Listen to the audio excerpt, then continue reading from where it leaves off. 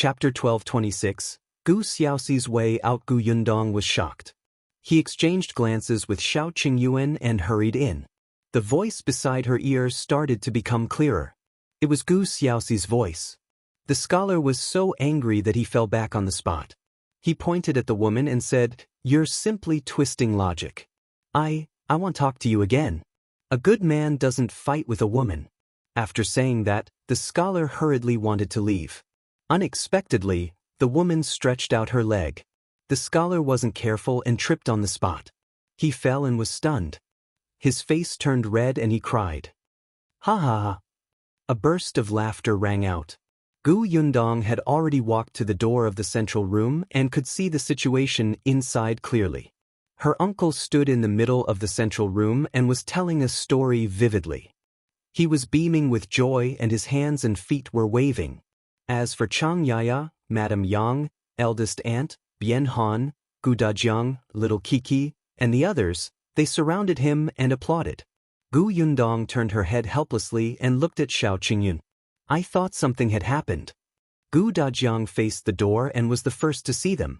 He quickly called them in. You're back? Did everything go smoothly? Everything went well. Gu Yundong walked in and sat beside Madame Yang, holding her hand. Madame Yang was stunned for a moment before she grabbed her hand and smiled until her eyes narrowed. Gu Yundong asked, "What are you doing?" "Your uncle is telling a story," Chang Yaya said. Today, when the baby moved, he started talking to the child. As he talked, it became storytelling. She did not expect things to develop like this. Initially, she was the only one listening. Later, the entire family came to listen, and all of them listened with relish. It made her not know whether to laugh or cry. Gu Yundong was surprised. Uncle is so good? Gu Xiaoxi chuckled. On the other hand, Chang Yaya said with a speechless expression, "You don't know this, but ever since he heard a story in the prefectural city, he fell in love with it. The few times he went to the county city and passed by the tea house, he would stop and stand outside to listen. Once, he was so engrossed in listening that he almost missed the time when the city gate closed." Gu Yundong really did not know about this. She did not expect her uncle to like this. Shao Qingyuan, who was standing behind her, suddenly said, "If little uncle is interested, you can go to the tea house to be a storyteller."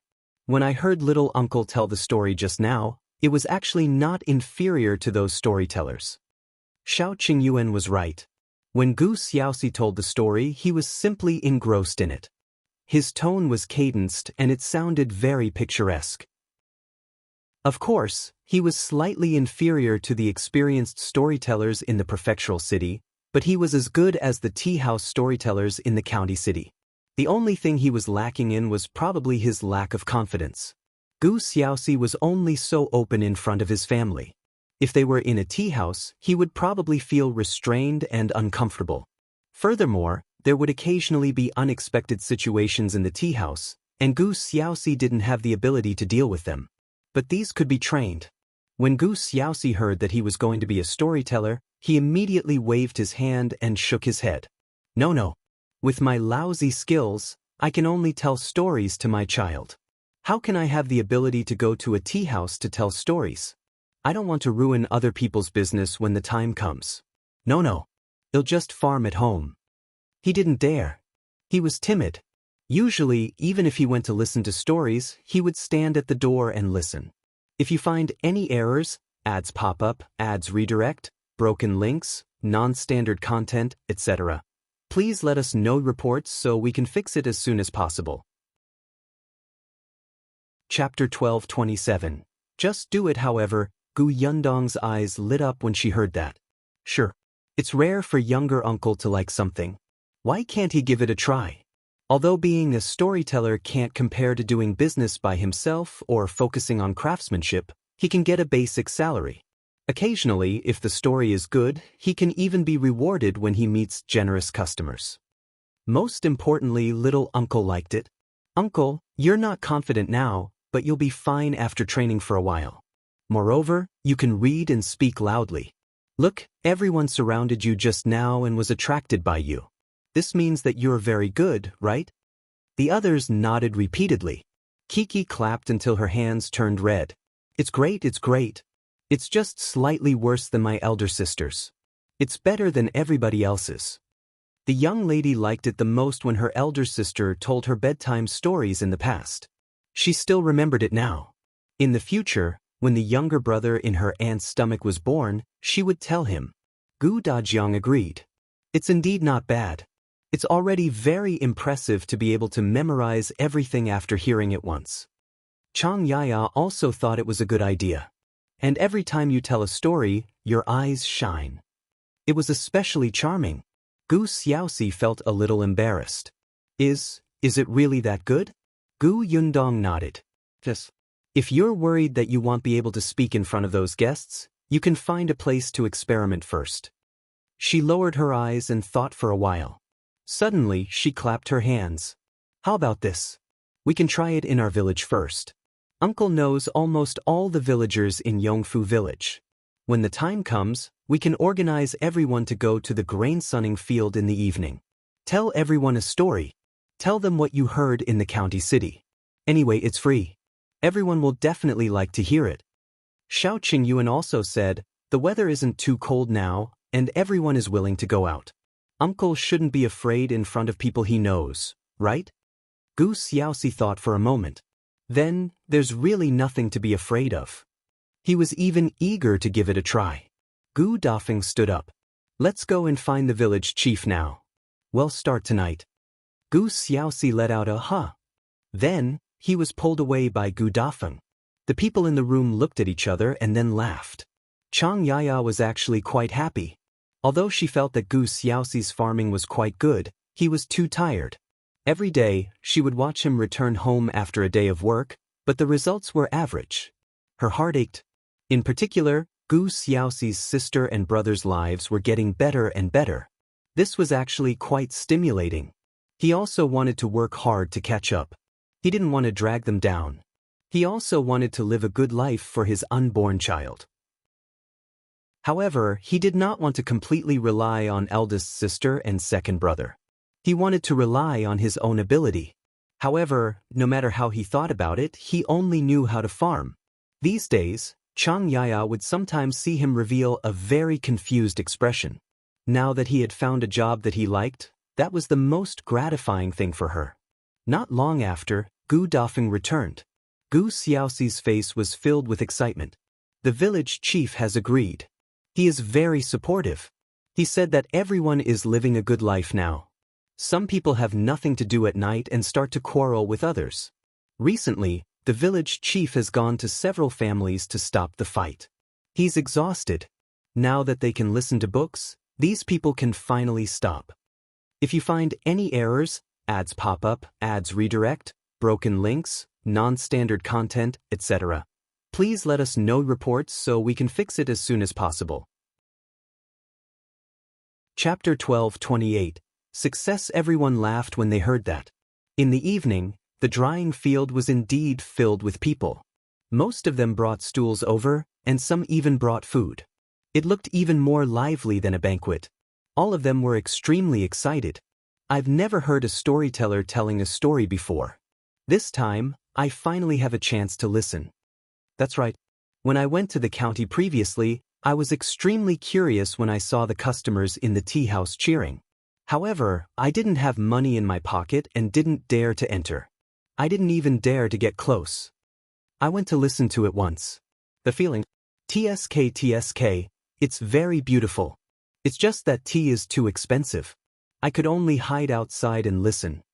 When Gu Yundong arrived, there were almost no seats left. Fortunately, she was Gu Xiaoxi's family and had special privileges.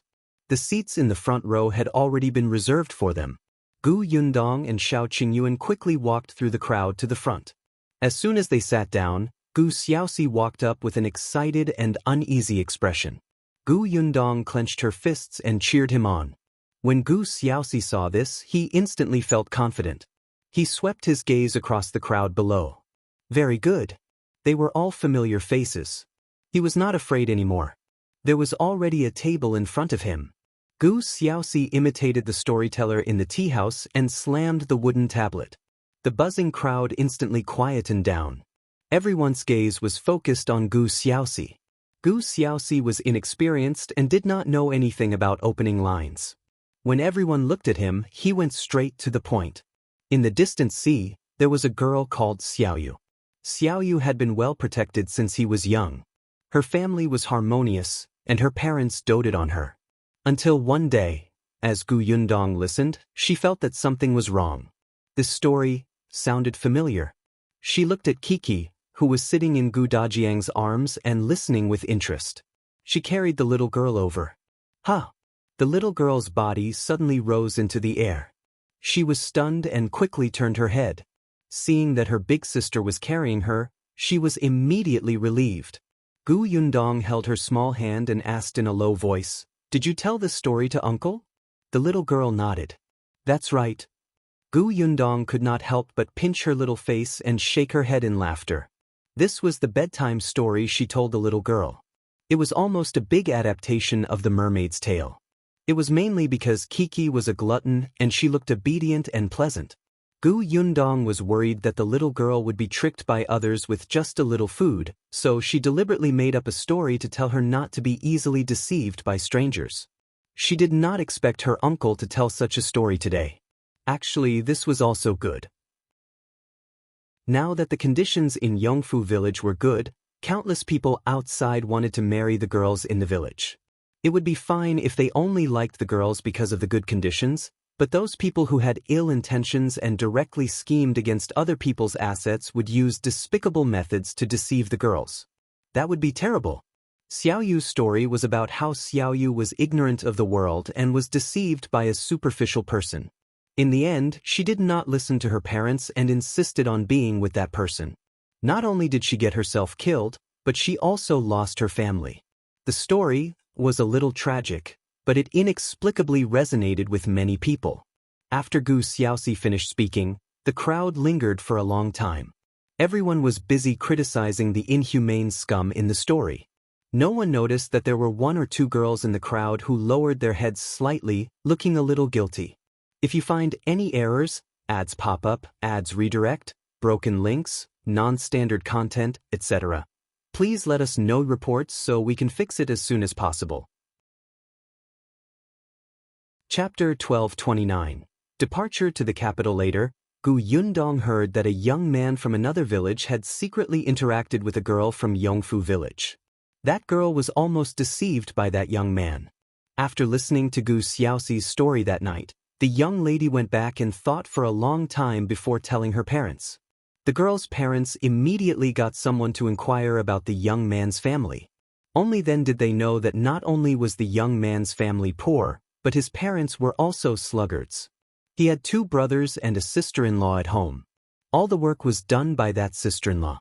When the young man's family heard that the girls in Yongfu village were all rich, they tidied up the young man and let him seduce the girl. After marrying her, the girl's family would be able to support the young man's family. When the young lady heard this, she was almost scared silly. No wonder the young man refused to explain the situation at home or let his parents come over to propose marriage. He only kept coaxing her. The young lady was tricked until she could not find her bearings and was almost done. Gu Yundong sighed when she heard that.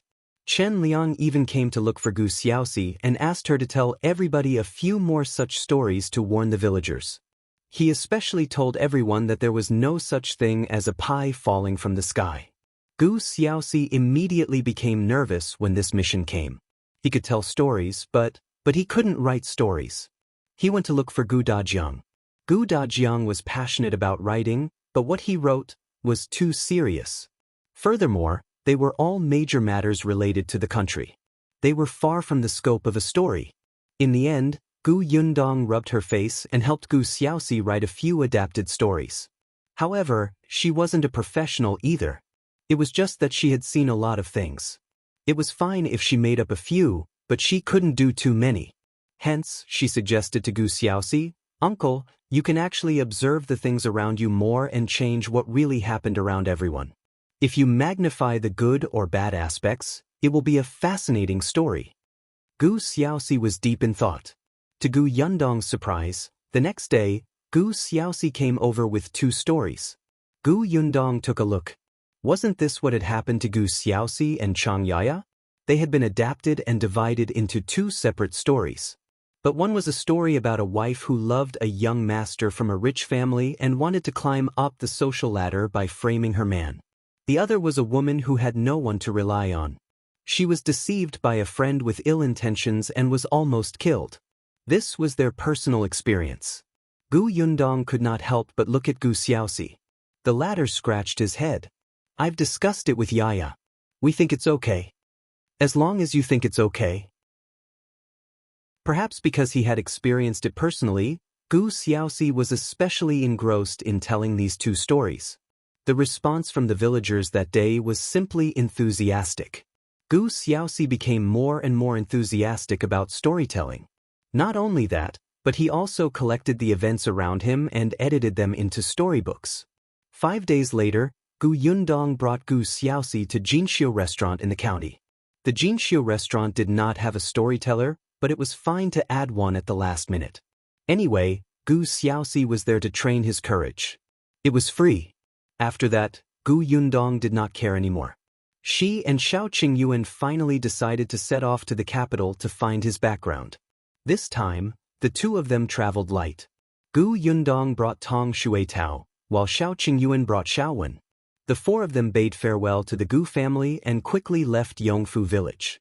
If you find any errors, ads pop up, ads redirect, broken links, non-standard content, etc., please let us know reports so we can fix it as soon as possible. Chapter 1230. 3 days to arrive. Gu Yundong returned to the prefectural city first. Nie Shuang bought a shop in the capital and was about to open it. They still had to discuss some details. On the prefecture magistrate's side, it had been exactly half a year since the vaccination. Shao Qingyuan had to bring the bill and the number of people who had participated in the vaccination to the capital. He also had to report the situation in the Xuanhe Prefecture. There was also the shop in the prefecture capital. There was no problem with Gus. The shopkeepers and waiters were all familiar with it. If they encountered any difficulties, it would be easy to find someone to help. As for the milk tea shop, she had arranged for 2 female employees. Lan Huar had just been diagnosed with pregnancy not long ago, so Gu Yundong let her rest at home. After giving birth, it was up to them to decide if she wanted to continue working. Su Qing and Zhuangzi were also married. Not long after they got married, the two of them were very happy. The two of them did not have to worry. With Madame Dai and Ye Shuang around, they would not suffer any grievances. Gu Yundong went back after taking a look. After giving instructions in the prefectural city, the 4 of them left the Xuanhe Prefecture. To go to the capital, they had to pass through Wanqing Prefecture first.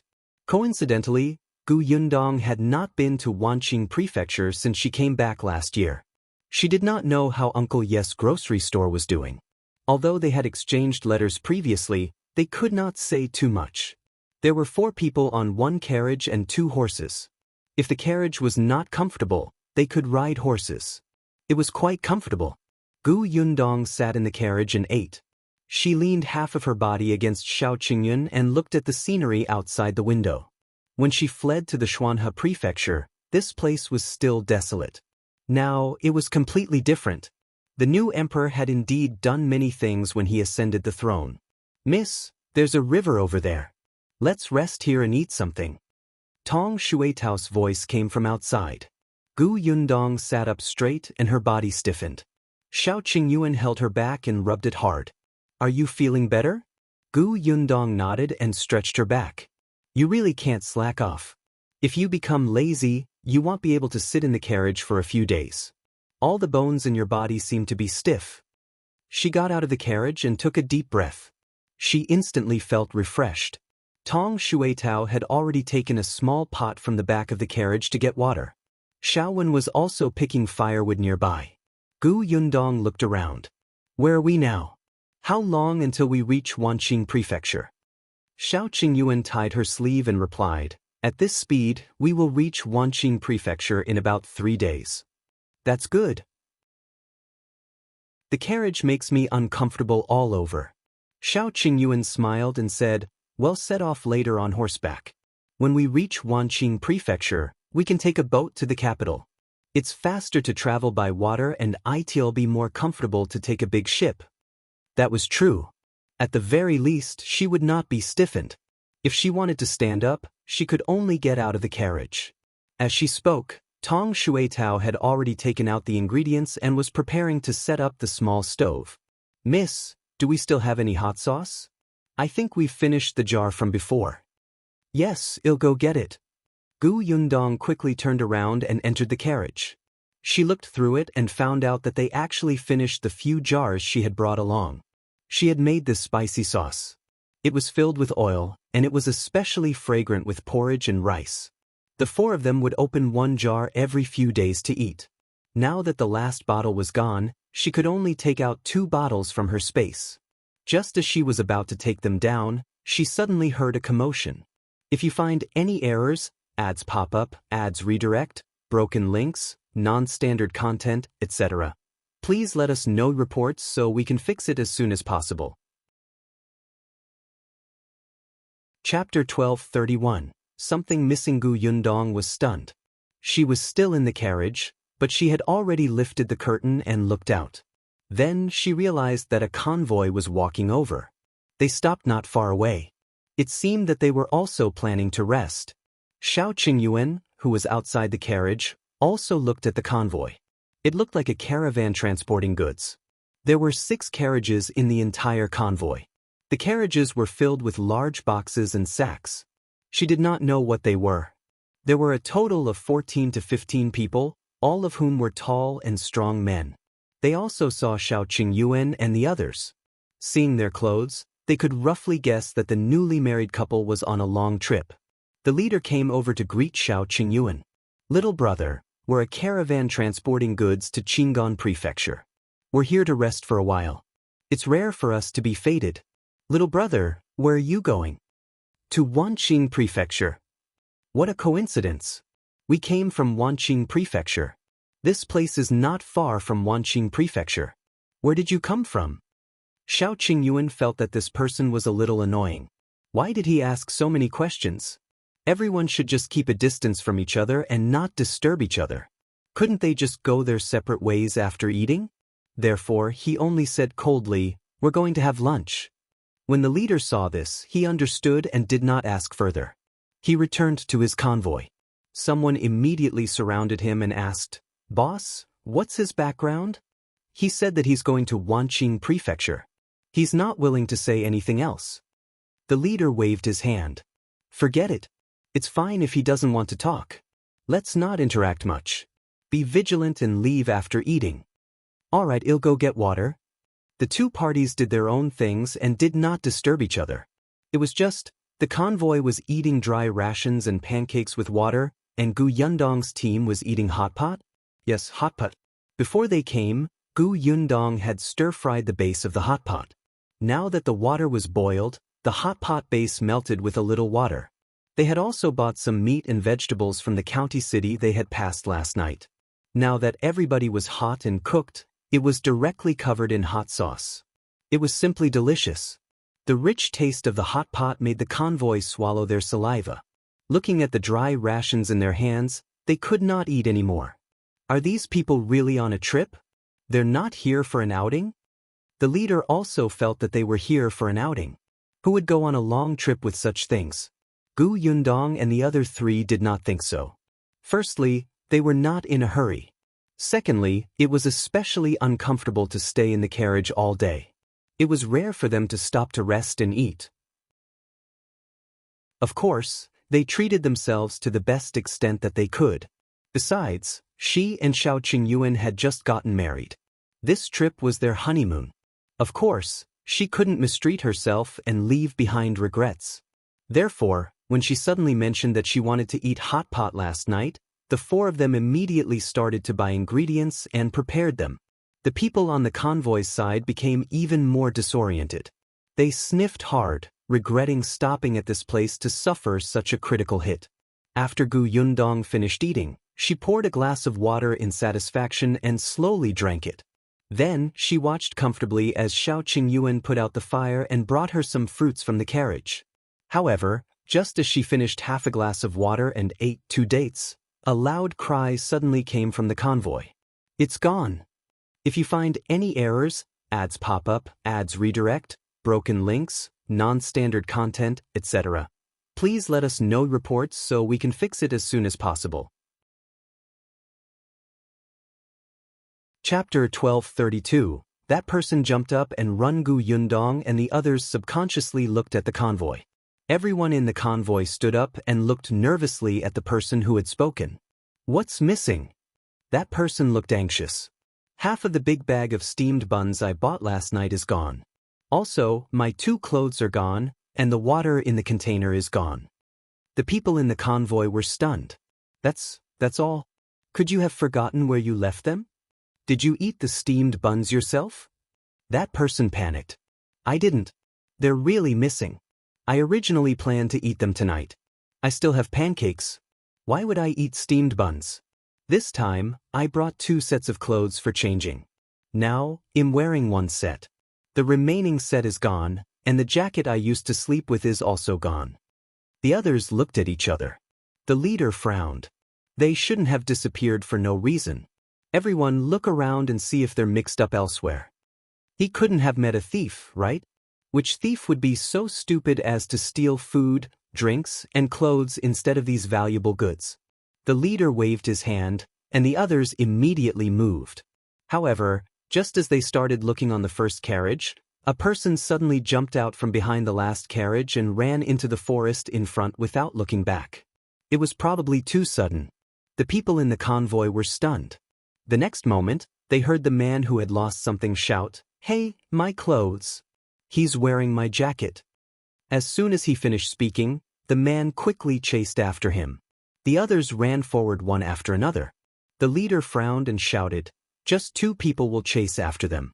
The rest of you, stay here on guard." The people who were running forward suddenly realized that there were still several carriages of their goods here. How could they all leave? They returned to the convoy and saw the steamed buns that fell beside the last carriage. They squatted down and picked them up one by one. Was that guy a beggar who came from somewhere? He hadn't eaten for a few days, so he came to our convoy to steal some food? Looking at the current situation, that seemed to be the case, but the leader was cautious. He instructed the few of them, see if there's anything wrong with the goods. We'll see if they catch up to them. Yes. The others began to check. Not far away, Gu Yundong and Shao Qingyuan looked at each other and quietly continued walking by the river to digest their food. There seemed to be nothing else missing from the convoy. After a while, the 2 pursuers returned. However, they were the only ones who returned. The leader asked, "You didn't catch up?" "We followed him to the river on the other side of the forest. There's a bamboo raft parked on the shore. That person ran far away with a bamboo pole. We couldn't catch up." "Boss, are we missing anything?" "No." The leader frowned. "There are only 2 pieces of your clothes missing." The man who had lost his clothes sighed with a frown. However, it was a good thing that the goods weren't missing. However, the leader felt that it was not appropriate to complicate matters, so he called for everyone to stop resting and leave quickly. They didn't speak to Shao Qingyuan and the others anymore. They hurriedly packed up and the convoy quickly left. The lively lakeside instantly fell silent. Tong Shuetao went to Gu Yundong's side. "Miss, what do you think happened just now?"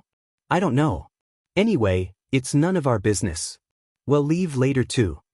If you find any errors, ads pop up, ads redirect, broken links, non-standard content, etc., please let us know reports so we can fix it as soon as possible." Chapter 1233. It's actually an acquaintance. Tong Shuetao and Shao Wen washed the pots and bowls and placed them in the carriage. Gu Yundong had eaten too much just now. After walking for a while, she felt much better. Just as she was about to get into the carriage and leave, a person suddenly rushed out of the forest. Gu Yundong and the others were stunned. Wasn't this the person who had escaped just now? His clothes were exactly the same as the person who had escaped just now. Didn't they say that he had left on the bamboo raft? Why was he back? Gu Yundong and Shao Qingyuan looked at each other. That person also saw them and was shocked. He hurriedly turned and ran to the side. However, after running a few steps, he suddenly stopped and widened his eyes at Gu Yundong. Miss Gu Yundong was surprised. This person knew her? Judging from her voice, she was a woman. That person quickly ran up to them. Gu Yundong frowned and looked at her messy hair and dirty face. This woman did look familiar. You? She paused and suddenly had an idea. Miss Duan? Yes, it's me. As if she had met her family, Duan burst into tears. Gu Yundong suddenly did not know what to do. She quickly handed her a handkerchief. Don't cry yet. What happened? Why didn't you stay in Wanqing Prefecture? Why did you come here? Where's your elder brother? How did you end up like this? At first, Gu Yundong's impression of Duan was average. She was a rather proud young lady who would always be superior to others. It was difficult to talk to her. However, later on, she seemed to be sensible. After knowing that Gu Yundong was not to be trifled with, she immediately restrained the thorns on her body and kept quiet. However, Duan's elder brother, Duan Qian, was a very capable and decisive businessman. After the Xian residence was destroyed, Duan Qian quickly gathered all the businesses that could be inherited in the Xian residence. The Duan family became a large family in the Wanqing residence. Last year, when she left Wanqing Prefecture, she had even asked Duan Qian to help take care of her grocery store. Why was Duan in such a state now? Duan Qian had always doted on his sister. She shouldn't be in such dire straits, right? Lady Gu, Just as Duan was about to speak, a sound came from the forest again. Someone walked over. Be careful. That girl must be hiding nearby. Don't miss her. Damn it, this girl really knows how to escape. Don't let me catch her, or I'll teach her a lesson. The voice was getting closer and closer. Duan's face instantly turned pale. She hid behind Gu Yundong, and the hand that was holding her sleeve trembled violently. Lady Gu, help me. Although Gu Yundong did not know what had happened, for Duan Qian's sake, she would not leave Duan alone. Glancing at the forest, Gu Yundong grabbed Duan's hand and pushed her onto the carriage. Go up and hide first. Don't make a sound. Okay. Duan swallowed her saliva and hurriedly shrank into the carriage. Gu Yundong had just lowered the curtain when the 5 people in the forest came out. These people were obviously martial arts practitioners. One of them frowned slightly when he saw Gu Yundong and the others. He went forward and asked, "Who are you? Did you see a 15 or 16-year-old girl?" Qingyuan and Shao took 2 steps forward and blocked the way. We didn't see any. The 5 of them looked at each other and their gazes landed on the carriage behind them. If you find any errors, ads pop up, ads redirect, broken links, non-standard content, etc., please let us know reports so we can fix it as soon as possible. Chapter 1234. Search the carriage? You didn't see her? I saw that girl running over just now. Don't tell me you hid her in the carriage. Let me tell you, that girl is an imperial criminal. I advise you not to meddle in other people's business. If a stranger heard this, they would definitely weigh the pros and cons in their hearts. They might really hand Duan over. Unfortunately, Gu Yundong knew Duan. How could she easily believe their words?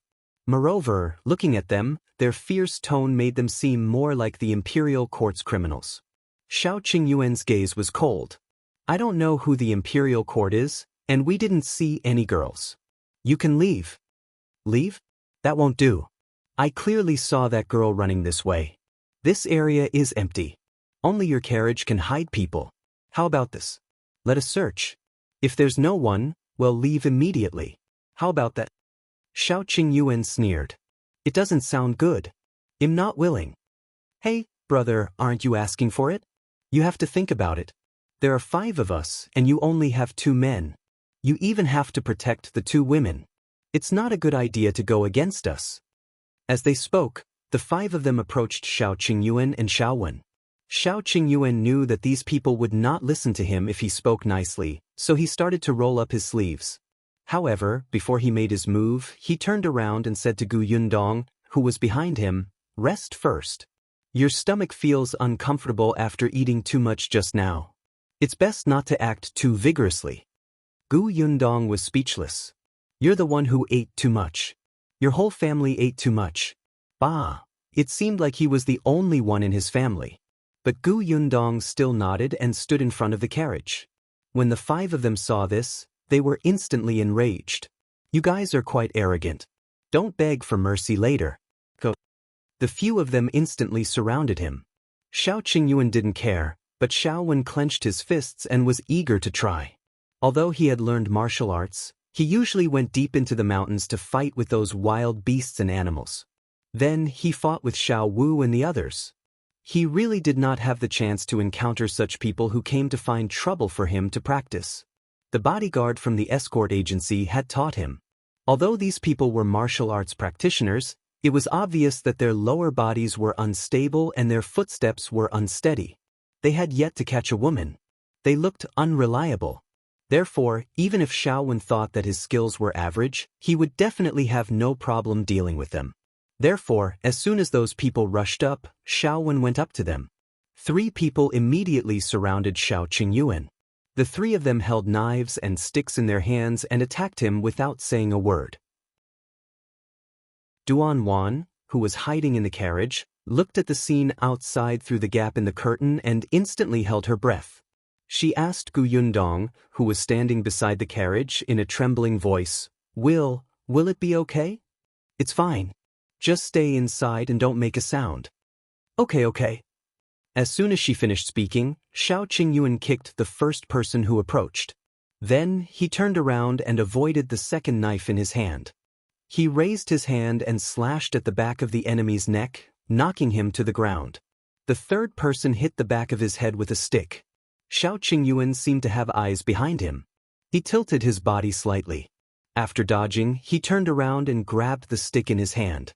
He pulled it forward fiercely.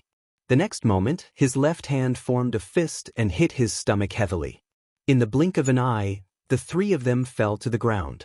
On Xiaowen's side, he had already knocked down one person and started to deal with the second person.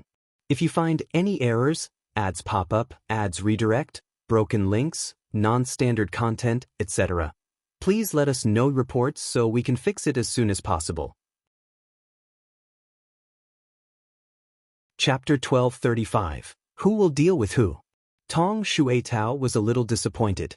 She had thought that these people would be able to break through the defense of her master's husband and Xiaowen, run to her, and be sent flying with a kick. It was a pity that these people were too useless.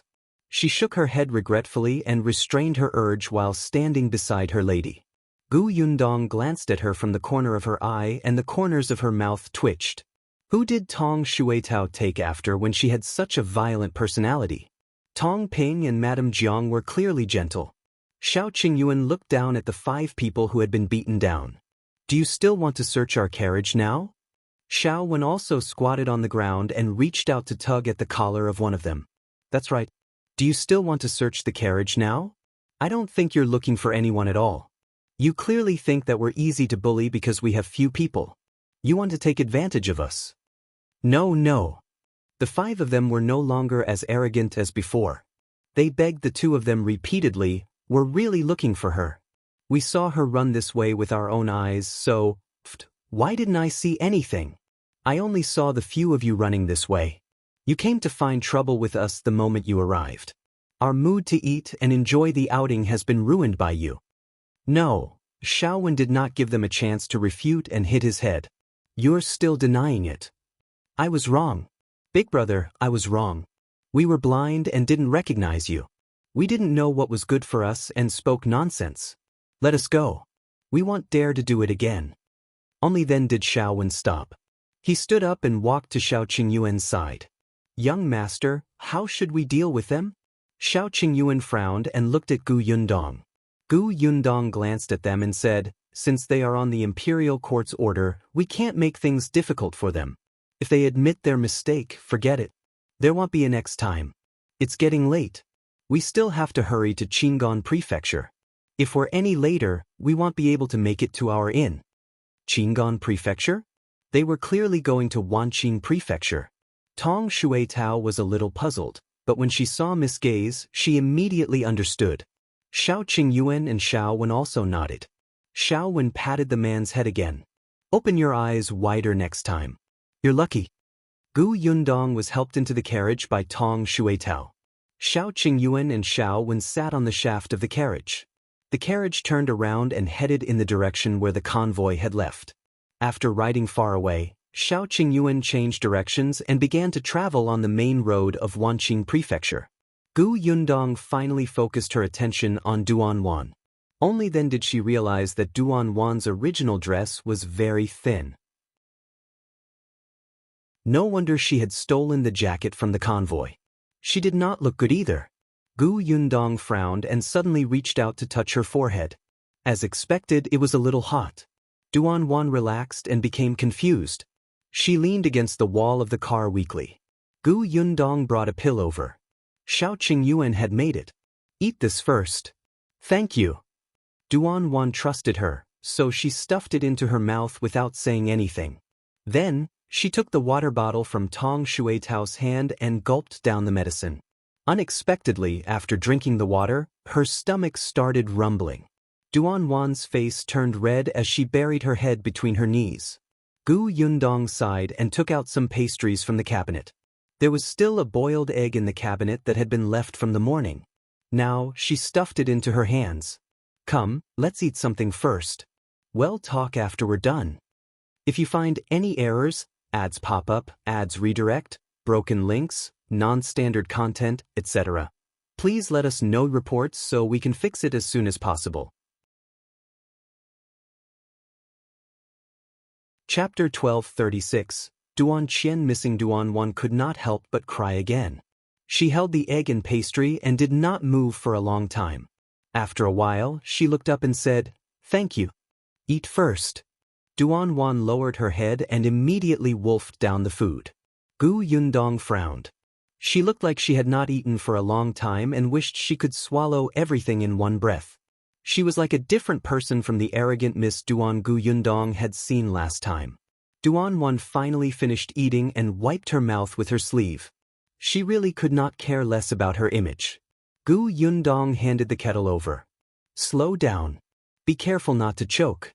Why are you in such a sorry state? You haven't eaten for a few days, right? I haven't eaten for 2 days. Duan finished drinking the water, then lowered her head and said in a low voice, "After leaving Wanqing Prefecture, I hid everywhere." Her tears fell again, and she wiped them with all her might and continued, "After that, I followed a caravan that went to Qingyuan Prefecture and hid in the box of their carriage.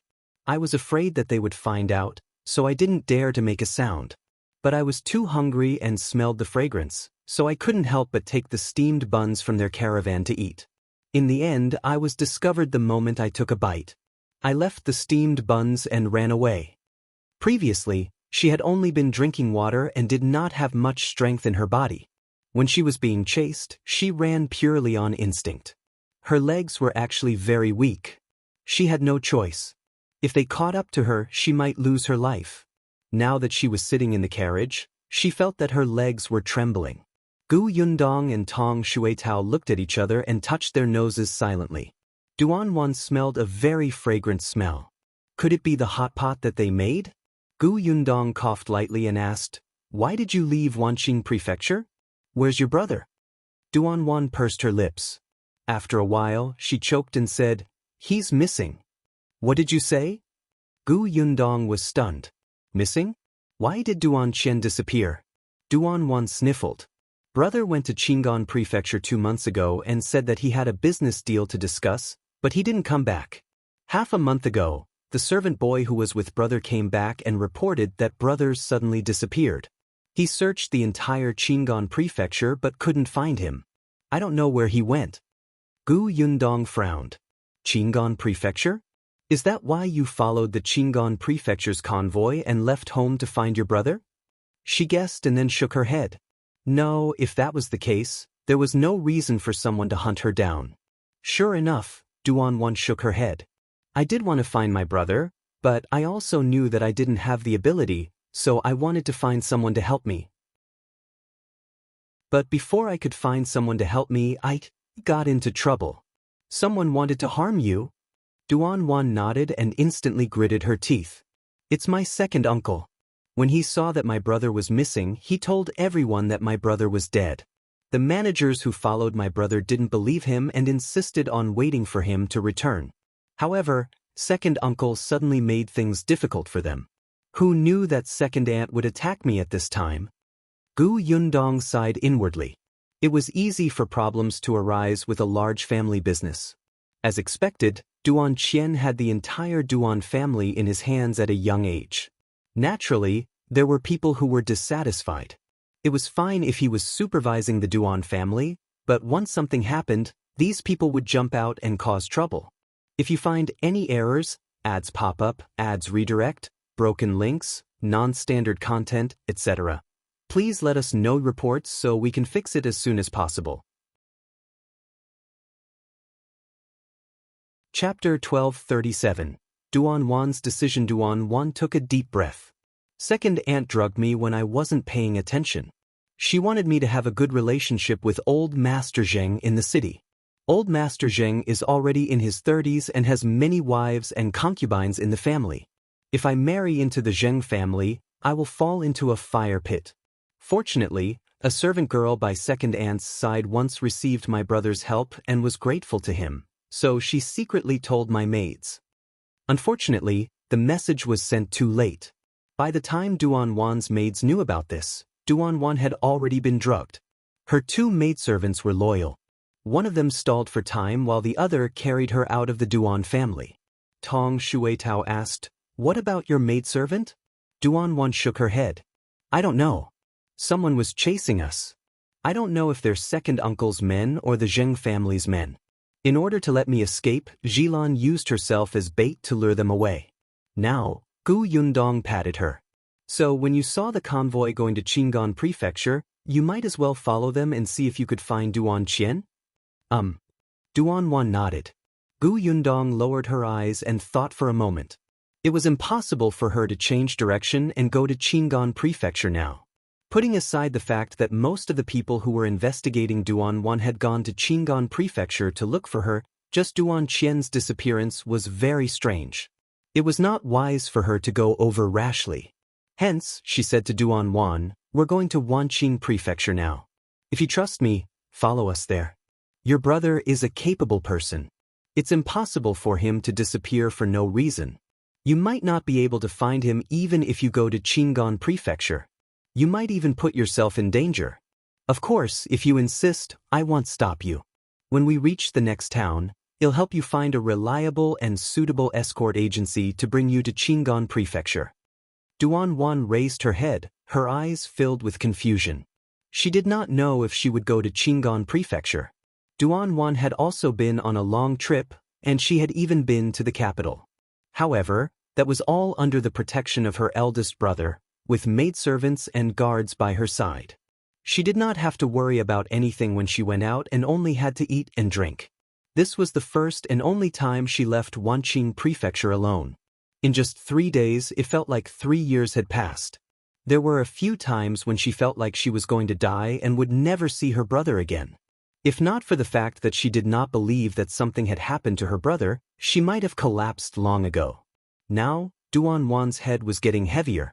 She looked at Yundong and recalled what her eldest brother had said.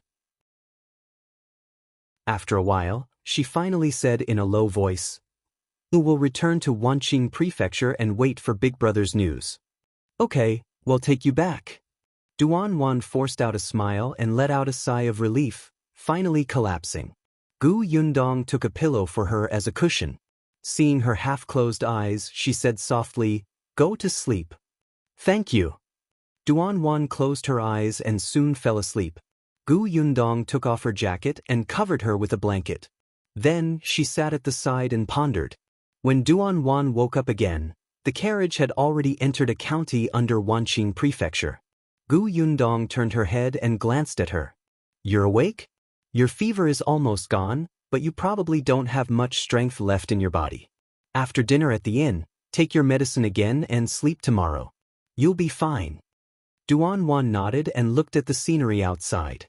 If you find any errors, ads pop up, ads redirect, broken links, non-standard content, etc., Please let us know reports so we can fix it as soon as possible. Chapter 1238. I owed the emperor in my past life. She had been to this county city before. The previous convoy had stopped here. However, Duan was too busy hiding at that time, so she naturally didn't have the mood to look outside. Now that she looked at it again, she realized that this county city was also very lively. The carriage stopped in front of an inn. Duan got off the carriage with Tong Shuetao's help. Her legs were still weak, but she was much better. The 5 of them reserved 3 rooms. Yundong let Duan and Tong Shuetao stay together. Duan did not feel safe now, so it was better to have someone by her side. The few of them ate dinner in the room. In the afternoon, everyone had hot pot. At night, they cleared their stomachs and ate porridge. It was just a bowl of ordinary pumpkin porridge in a small county, but to Duan, who had not eaten a mouthful of hot porridge for 2 days, it was like a delicacy in the world. After swallowing it, the warm feeling surged up in her throat, making her tears fall at once. After dinner, Duan went to rest. Yundong lay on the bed and moved to a more comfortable position in Qingyuan's arms. She then asked, "What do you think about Duan Qian's disappearance?" Qingyuan kissed the corner of her mouth and said in a low voice, "You said that although Duan Qian is young, he's very scheming. His whereabouts are unknown after making a trip to the Qingyuan Prefecture. It really doesn't make sense. He can't just bring a servant with him." Yundong nodded. "I think so too. He's so young to be in charge of the Duan family. How can he not have anyone protecting him?" But Duan's matter is quite strange. Yundong was stunned. "What's strange?" With Duan Qian missing, Second Master Duan couldn't wait to take over. Actually, it was wise for him to persuade Duan to stand on his side and subdue those managers together. However, he couldn't wait to marry Duan off. At this juncture, he's very patient. Yundong paused for a moment and immediately nodded. "That's right. Moreover, he married Duan to a 30-year-old master of the Zheng family who is far less wealthy than the Duan family. If word gets out, the Duan family's reputation will be completely ruined. Second Master Duan and his wife will also be criticized. It's indeed very strange." Qingyuan saw that she was frowning from thinking so much and couldn't help but smile. He pinched her chin and said, "No matter what the reason is, since we're going to Wanqing Prefecture, I don't think we can get away from this. Not to mention how much Duan Qian took care of our provision store previously, just the Duan family was selected by you and Master Mo to take over the Xian Prefecture and become a big family in Wanqing Prefecture. We can't avoid it."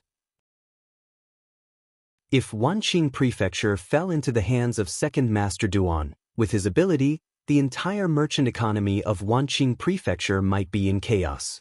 This was not a good thing for the current emperor. Although the current emperor did not want the Duan family to dominate alone, it was clearly not the time yet. At the very least, the Duan family was promoted by his people. The Duan family was loyal to the current emperor and could very actively cooperate with the current policies. If someone else dominated Wanqing Prefecture now, it would be a huge headache for the emperor. Yundong also thought of this and immediately wailed, "Why do I feel that I owed the emperor in my previous life?" They had clearly never met, but how many things had Yundong done for him, both openly and secretly? The problem was that there was no reward. Just thinking about it made her feel indignant, uncomfortable, unhappy, and wanted to explode. If you find any errors, ads pop up, ads redirect, broken links, non-standard content, etc., please let us know reports so we can fix it as soon as possible. Chapter 1239. Yundong is really capable. Qingyuan laughed and hugged her tightly. He turned around and pressed her down. "Didn't you say that everyone is responsible for the rise and fall of the country? He's a good emperor now. He's a wise ruler. Isn't that a good thing for small fries like us? If there's a new emperor, the sugar business won't be able to be preserved." "It's too hard for me. I'm here," Qingyuan said as he slowly bent down and kissed her. Yundong moaned softly. Soon, only small sounds could be heard in the room. The next day, when the two of them walked out of the room again, they found that Duan had already come out. She looked much more energetic, and her fever had completely subsided. She changed her clothes. It was Tong Shui's house. Gu Yundong wanted to buy her a set of clothes. Although she had clothes, she had grown taller in the past 2 years and was now a little taller than Duan. Her clothes were too big for Duan. Tong Shui's house clothes were just right, but the fabric was definitely not as good as Duan's. This girl had always been comfortable and neat, so she wore her clothes comfortably. Unexpectedly, Duan rejected the proposal to buy new clothes. She felt that this was good. She did not want to attract attention. Although Gu Yundong told her that there were no pursuers behind her, Duan still felt that she should keep a low profile as much as possible. Gu Yundong was very gratified to hear that. As expected, this girl had learned from her mistakes. After experiencing such an escape, the once arrogant eldest miss had become much more mature. Since that was the case, Gu Yundong did not force her. The group continued on their way and left the county. However, their speed was still unhurried. Occasionally, they would stop to eat something delicious. It looked like an outing. Duan was originally very anxious, but during such a journey, she actually slowly calmed down. Yes, so what if she was anxious? What was the use of being anxious? What could she do when she returned? She couldn't even show her face. How could she take revenge and settle scores with second uncle and second aunt? After calming down, Duan began to think about these questions that she had never thought about carefully. However, as she thought about it, she could not find an answer. Her entire person went from confusion to contemplation to confusion. She could not find a lead at all. Finally, the night before the carriage entered Wanqing Prefecture, Duan took a deep breath and knocked on Gu Yundong and Shao Qingyuan's door. Gu Yundong was surprised to see her. Shao Qingyuan poured a glass of warm water for the two of them without a word. He helped Gu Yundong put on a cloak and said, "It's cold in the morning and evening now. Put on a cloak and don't catch a cold." Then he let Duan and Gu Yundong chat slowly while he opened the door and went out to talk to Xiaowen. Duan stood in the room and stared at Shao Qingyuan the entire time. She only snapped out of her daze when Gu Yundong knocked on the table after she left. Gu Yundong narrowed her eyes slightly. She knew that her man was very charming, but this girl could not stare at him so openly, right? And in front of her. However, Duan smiled and said, "In the past, Big Brother told me that Miss Gu is so young, but she has the ability to take down that eye-catching shop in the Xian residence. Either Miss Gu has a powerful backer, or Miss Gu is very capable. My big brother said that you're the latter, but I've always been unconvinced and felt that you have a powerful backer." Gu Yundong blinked. Is it really okay to say such things in front of me? Unexpectedly, Duan took a deep breath and said again, "Now, I think Big Brother is right. If you find any errors, ads pop up, ads redirect, broken links, non-standard content, etc., please let us know reports so we can fix it as soon as possible." Chapter 1240, Gu Yundong's Reminder, What made you change your mind? Because I saved you? Gu Yundong asked. However, Duan shook her head. No, I changed my mind when I saw how considerate and thoughtful your husband was to you just now. Gu Yundong, is it always so novel when you change your mind? Did this girl think that she was capable just because she saw that Brother Shao was good to her? Come. Explain clearly. Which aspect of capability are you referring to? Duan did not see her expression. She took a sip of tea and said, "Now I feel that running to you for help without hesitation might have been the best thing I did." Hee. Gu Yundong laughed dryly and drank some tea. So, why are you looking for me now? Speaking of this, Duan suddenly became nervous. She held the teacup and poured herself another cup of water. She raised her head and drank it. Then, she looked at her firmly and said, I want to ask you what I should do after returning to Wanqing Prefecture. What to do? Gu Yundong did not expect her to ask this. What do you want to do? Duan lowered her head. I don't know. I realize now that I don't have any skills. I can't find my brother, and I can't take revenge on my second uncle and second aunt. Gu Yundong frowned. Have you ever thought of finding the whereabouts of your two maids first? Duan was stunned. Find the whereabouts of the two maids? But I can't enter the Duan residence. Of course, she had thought about it. Xilan and Huilan were loyal to her. If they were fine, they would most likely be locked up in the Duan manor. But how could she enter the Duan manor alone? Yundong rubbed her forehead. Alright, she could not expect a girl who had always been pampered and did not need to use her brain to think about these things. Forget it, they'll just treat it as returning Duan Qian's favor. Yundong could only remind her, you can't enter the Duan mansion, but the people from the Duan mansion can always come out. For example, the maidservant who reported to you previously.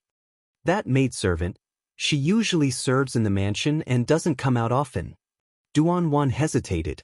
She always felt that the way Miss Gu looked at her just now was as if she was looking at someone retarded. But she wasn't wrong. Yundong secretly clenched her fists and put on a smile. She said, "Did you tell me that your brother's managers are loyal to him?" Duan nodded and met Yundong's gaze. She suddenly had a flash of inspiration and reacted belatedly. You're saying that I can ask these managers for help? Let them send a letter to that maidservant or other maidservants in the residence who are loyal to me and then tell me the whereabouts of Xilan, Huilan, and the others? She was finally worthy of being taught. Yundong nodded and took a sip of tea. That's right. As for how those managers operated, there were many ways. Although they were working outside, they definitely had connections in the residence, and they were very strong. Not to mention anything else, it was just a matter of convenience for the kitchen staff to pass on a message, or for these servants in the outer courtyard to pass the message to a certain maidservant or old woman in the inner courtyard.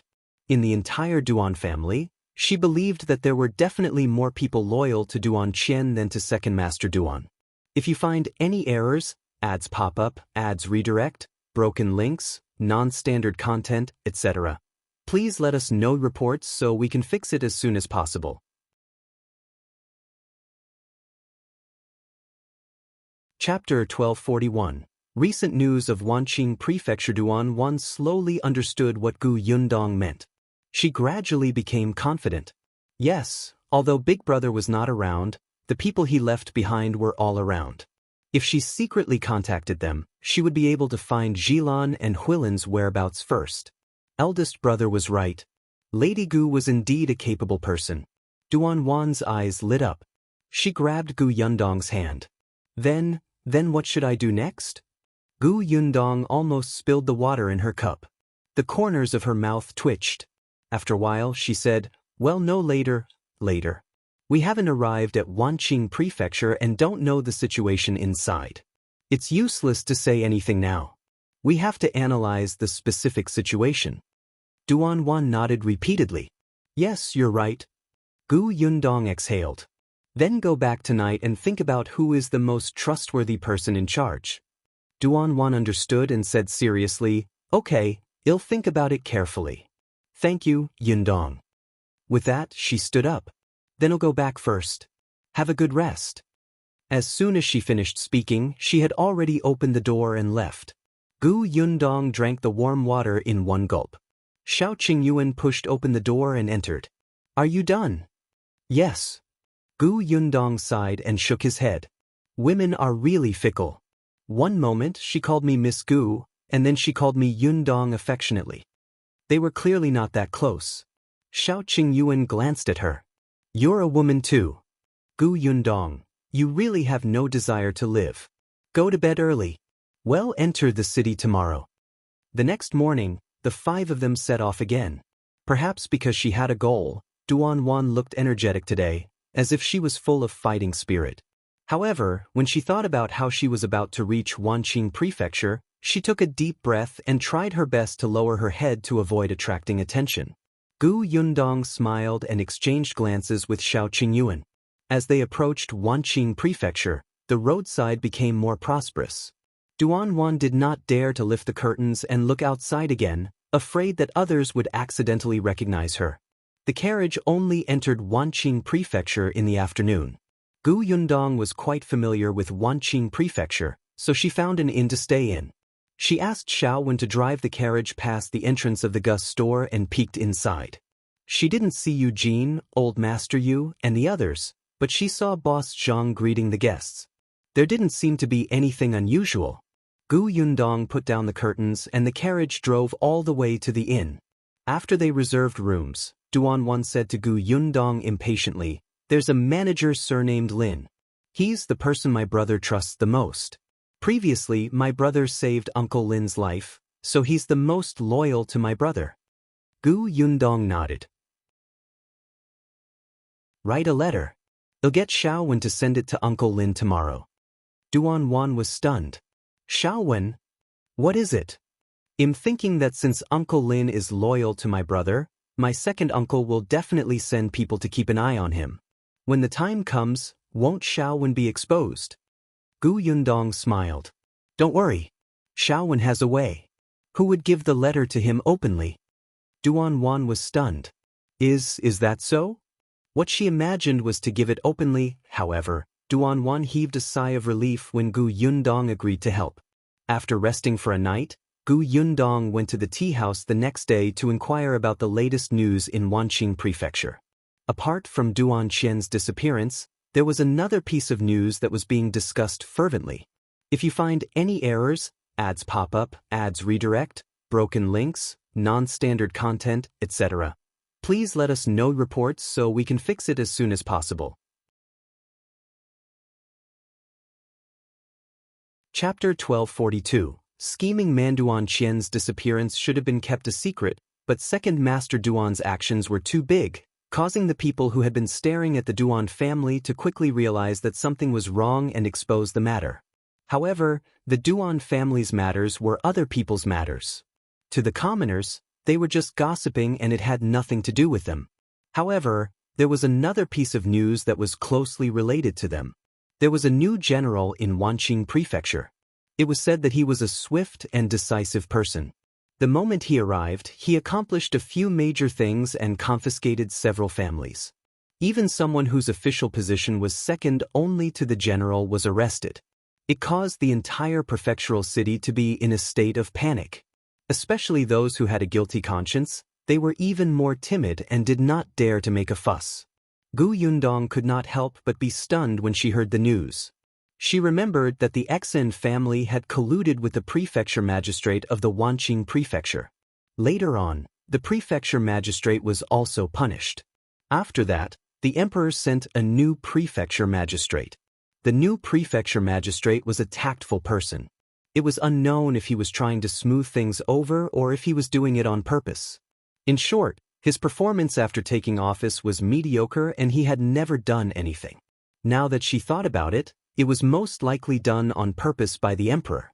At that time, the Xan family and the prefecture magistrate had been beheaded and caused such a huge commotion. The entire Wanqing Prefecture had suffered a huge loss. If they continued to use harsh methods to deal with those who deserved to be dealt with, the development of the Wanqing Prefecture would plummet. It had to be known that the Yongning Prefecture had just experienced a disaster not long ago.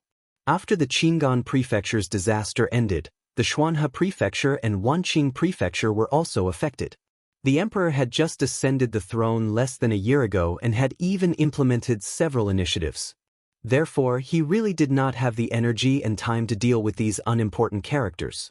However, now that the emperor was free, he immediately sent a decisive general, who caught those people who thought they were safe and started to cause trouble unprepared. The man cleaned up the entire officialdom of Wanqing Prefecture. It seemed that the prefecture magistrate, who had always performed averagely, had not just been eating and waiting for death in the past year. Gu Yundong sighed in her heart. As expected, the current emperor was really a scheming man. She asked Duan, "Have you heard of General Do?" Duan shook her head. "I only know that a new general came more than a month ago, but I don't know anything else." Ever since her brother left Wanqing Prefecture, Duan had hardly left the house, so her knowledge was very limited. More than a month ago? In such a short period of time. Duan nodded. "Yes, why? I'm fine. I just think that this general is really impressive." Gu Yundong took a sip of tea. At this moment, they were sitting in a corner of the most lively tea house in the prefectural city. Their clothes were inconspicuous, and Duan Wan was sitting in the darkest corner with her head lowered. Suddenly, Duan Wan heard a voice. The person's words made Duan Wan tense up. Have you heard?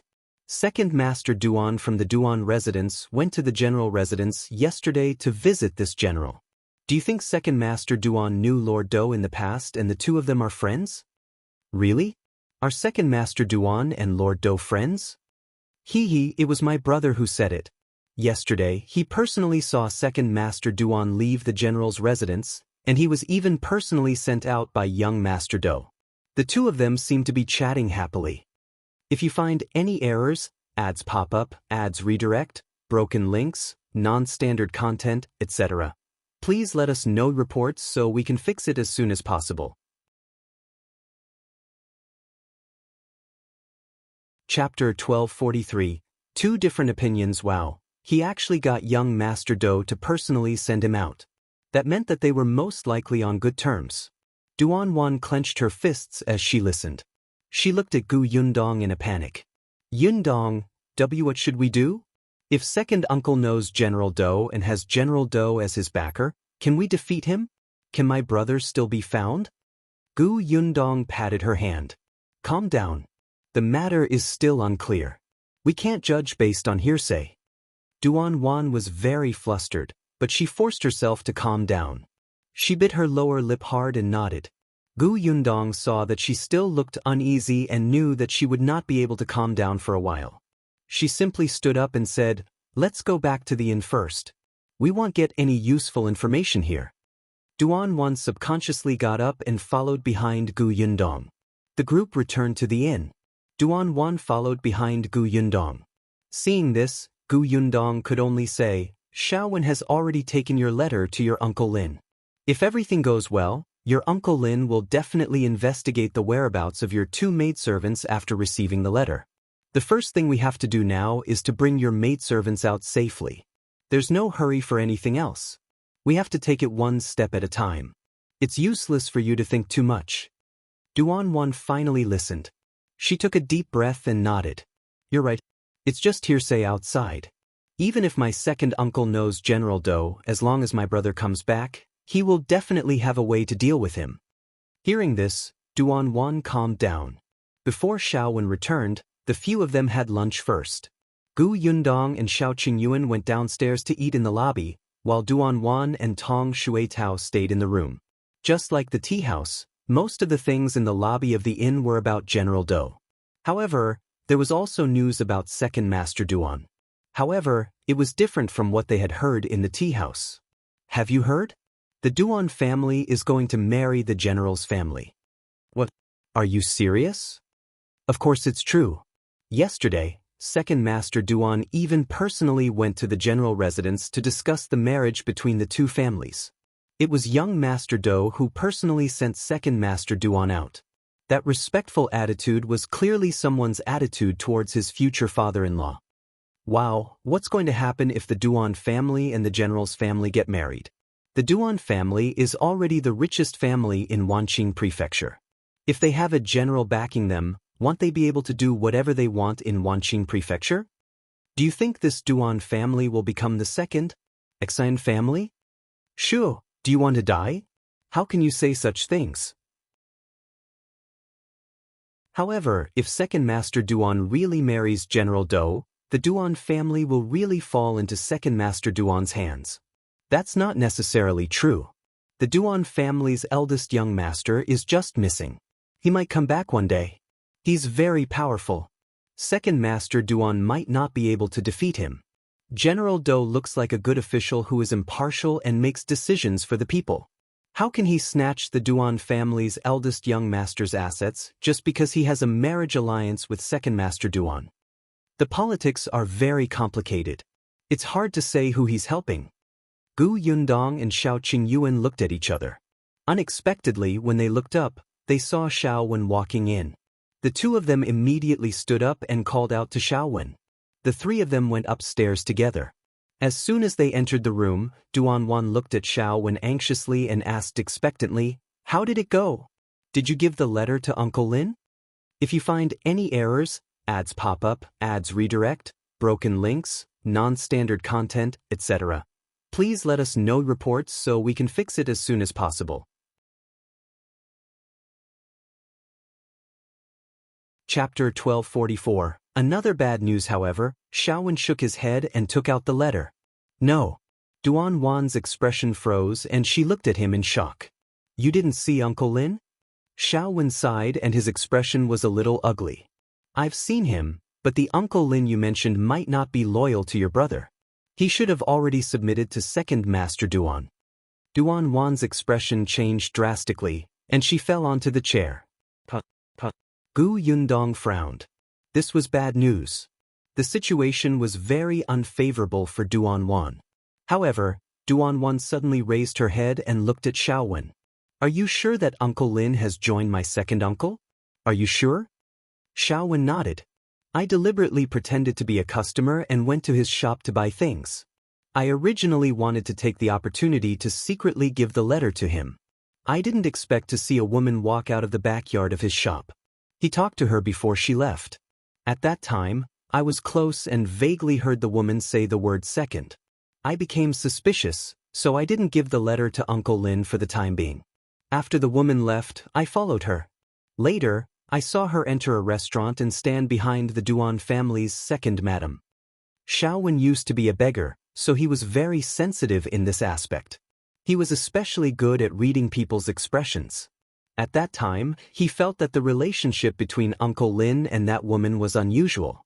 Although there was no physical contact, the two of them gave off a very ambiguous feeling when they stood together. Uncle Lin looked at the woman affectionately. After hearing everything, Duan Wan's expression changed, but she still asked in disbelief, "What does that woman look like?" After Xiaowen described it, Duan Wan's expression became even worse. That's my second aunt's housekeeper. A few years ago, her husband passed away and she has been alone since. She's someone my second aunt trusts. Now that he said that, what else could he not understand? Uncle Lin had probably been turned by second Aunt Duan's honey trap. The woman was indeed good-looking, and judging from her age, she was only in her early 20s. She was in her prime. Duan Wan gritted her teeth, her heart filled with hatred. However, Gu Yundong was very calm. We've also analyzed this matter. Since your second uncle dares to cause trouble at this time, he must have something to rely on. It's not like he was completely unprepared. Since Uncle Lin can't be trusted, let's change to another person. It can't be that all the managers have been instigated to defect. Duan Wan nodded vigorously. Yes, not everyone is as ungrateful as Uncle Lin. She could not panic. It did not matter. She was not alone now. She was no longer alone like a few days ago. She had Gu Yundong and her husband by her side. They were so powerful, so what was there to be afraid of? Look, hadn't Uncle Lin been found out? Duan Wan took a deep breath and thought about it again. This time, she was much more cautious. She no longer made her own judgment. She only told them about the manager's daily behavior and his brother's evaluation.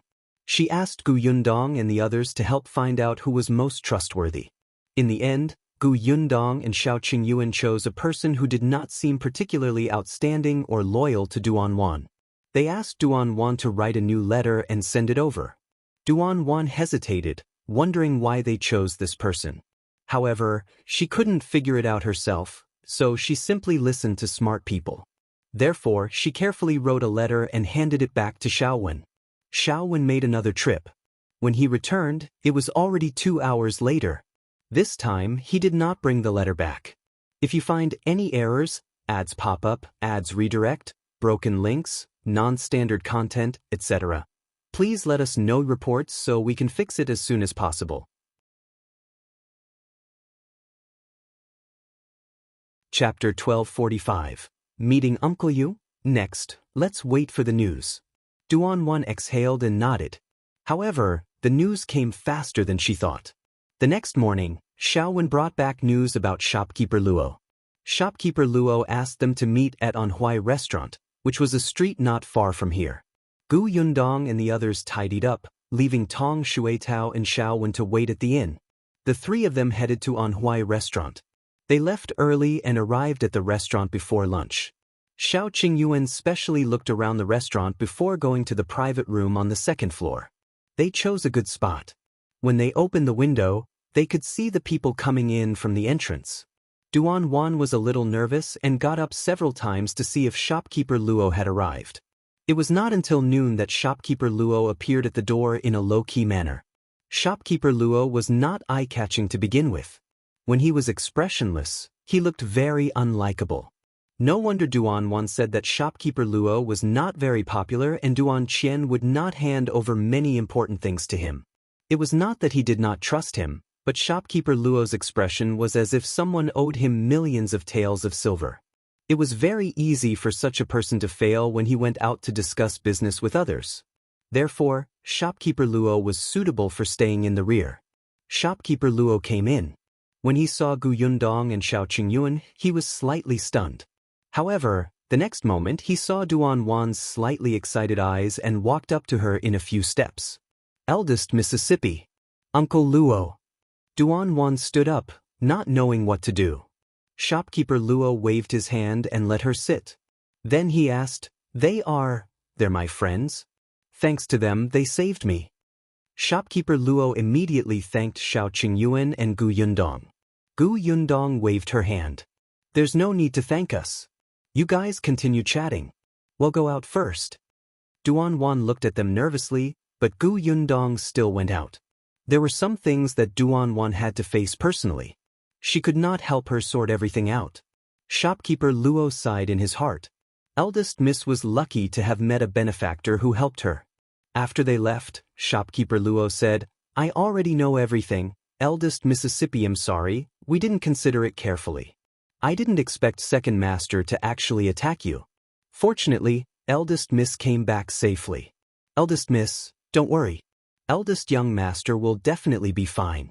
Well, wait for him to come back. Duan's nose was a little sore. She hummed heavily.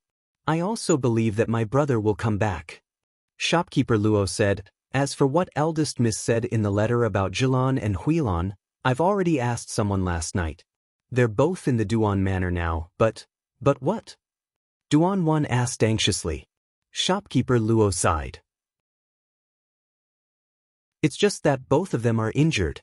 I heard from the maids in the residence that second madam beat them up on the grounds that they lost eldest Miss, and she didn't let the doctor treat them. They're running a high fever and their condition isn't good. Duan suddenly stood up and clenched her fists tightly. This old woman. Eldest Miss, calm down first. Since second madam didn't kill or sell them, she's probably waiting for eldest Miss to fall into her trap. We have to consider this matter at length so that we don't fall into second madam's trap. Duan gritted her teeth and sat back down. Yundong and Shao Qingyuan, who were outside the door, had already gone downstairs. The two of them chose a seat facing the door and sat down. Unexpectedly, just as she was about to order, she saw Uncle Yu enter. If you find any errors, ads pop up, ads redirect, broken links, non-standard content, etc., please let us know reports so we can fix it as soon as possible. Chapter 1246. Uncle Yes. Second spring. Yundong looked at Uncle Yu in surprise. She had wanted to raise her hand to greet him. Unexpectedly, there was another person following behind Yu Yanghong. It was a woman who looked to be in her 30s. She followed Yu Yanghong's footsteps. Yu Yanghong did not see Yundong. He quickly found a table next to them and sat down. Yundong turned her head curiously. Yu Yanghong's back was facing him. The woman sat beside him and poured him water eagerly. Yundong raised his eyebrows. What was going on? Was Uncle Yu going to develop a second relationship? Just as she was thinking about it, she heard Yu Yanghong's impatient voice. If you have something to say, say it. I still have a lot of things to do in my shop. I'm very busy. I know that brother Yu is busy, but no matter how busy you have to rest, right? Otherwise, how can your body take it? Besides, isn't Boss Zhang working in the shop? Why does he need you, the boss, to do it yourself? The woman covered her mouth and laughed. She glanced at Yu Yanghong shyly. Yu Yanghong couldn't help but shiver. He said seriously, I've already said that I'm not the boss. The boss of the provision store is someone else. Our family works for someone. At most, we're half a shopkeeper. The woman laughed. Brother, you're doing it again. If it's not your shop, why can you make all the decisions? If you're not the owner, why would your family of 3 work in the shop all day long? Which boss was so blind? It was fine if they hired you Yanghong and Eugene, but they even wanted someone as old as Grandpa Yu? Who were they lying to? Yu Yanghong had a headache. He had explained many times, but this person just didn't believe him. But he could not casually tell outsiders about Gu Yundong. He was really impatient and decided not to dwell on this matter. He said directly, previously, you said that someone had designs on our shop, so I followed you out. You should tell me what happened first. The woman smiled and said, why are you in such a hurry? We haven't ordered the dishes and haven't eaten yet. We haven't even spoken much. Yu Yanghong frowned. Then order the dishes first. He suppressed the frustration in his heart and called for the waiter to serve the dishes first. Gu Yundong and Shao Qingyuan, who were at the table beside them, saw this scene and spoke softly. Someone has designs on our shop? Who's so shameless? Do you think what she said is true? Shao Qingyuan thought for a moment and said, previously, Duan Qian protected the provision store. Now that Duan Qian is missing, it's indeed possible that someone took advantage of that and wanted to take over the provision store. Didn't you say that the location of the shop was good, there were many people coming and going and business was booming? Gu Yundong pursed her lips. In that case, it was fortunate that they had arrived in time. She glanced at the woman again. Look at this person's eyes. Does she have any feelings for uncle? Shao Qingyuan glanced over and happened to see the woman blinking at Yu Yanghong with a lustful expression. He quickly turned his head and looked at his wife's face to wash his eyes. Then he nodded affirmatively. Most likely. As soon as he finished speaking, the dishes at Yu Yanghong's table were served. He spoke again, can you say it now? The woman took a bite and sighed in satisfaction. You still say that you're not the boss. It's not cheap to eat here. If you're half a shopkeeper, how can you bear to spend this money? Yu Yanghong couldn't take it anymore. You said you wanted to try this restaurant's signature fish, so I came. If you find any errors, ads pop up, ads redirect, broken links, non-standard content, etc., please let us know reports so we can fix it as soon as possible.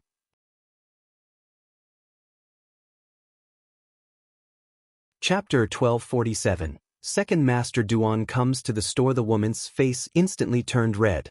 So you care so much about my words? I said I wanted to come, so you brought me here. Yu Yanghong, Gu Yundong and Shao Qingyuan were speechless. However, the woman continued, Brother Yu, actually, I also think that you're a good person. Look, your wife has been gone for a few years, and I'm alone. Why don't we make do with each other? This way, your shop will be my shop. Whoever has designs on your shop will make things difficult for me. I'll definitely tell you who that person is. Gu Yundong was amazed. Were there still such open-minded women in this day and age? Yu Yanghong was also stunned. He looked in disbelief at the woman in front of him whose eyes were emitting light. His body trembled violently. He had thought that this woman might want to get some benefits from him, such as a meal at Anhui restaurant or asking him to give her some money. However, he did not expect this person to have such thoughts. How was this possible? Yu Yanghong's expression changed and he flatly refused. That's impossible. I still have to observe mourning for my mother for 3 years. Gu Yundong held her forehead. This reason was very ordinary. As expected, the woman did not care at all. Isn't it full in less than a year? We can be engaged first. I'm not in a hurry. I already said that the shop isn't mine. Why are you still lying to me? Don't worry, I won't covet your shop. I know that your shop will be left to your son in the future. I just want to take good care of you because you've worked hard. There are only 3 men in your family. It's inconvenient without a woman to manage it. Yu Yanghong regretted coming out with her. He felt that he might have been tricked. Seeing that he was speechless, the woman immediately threw him another coquettish look. Don't worry, after we're married, I'll definitely take good care of the entire family.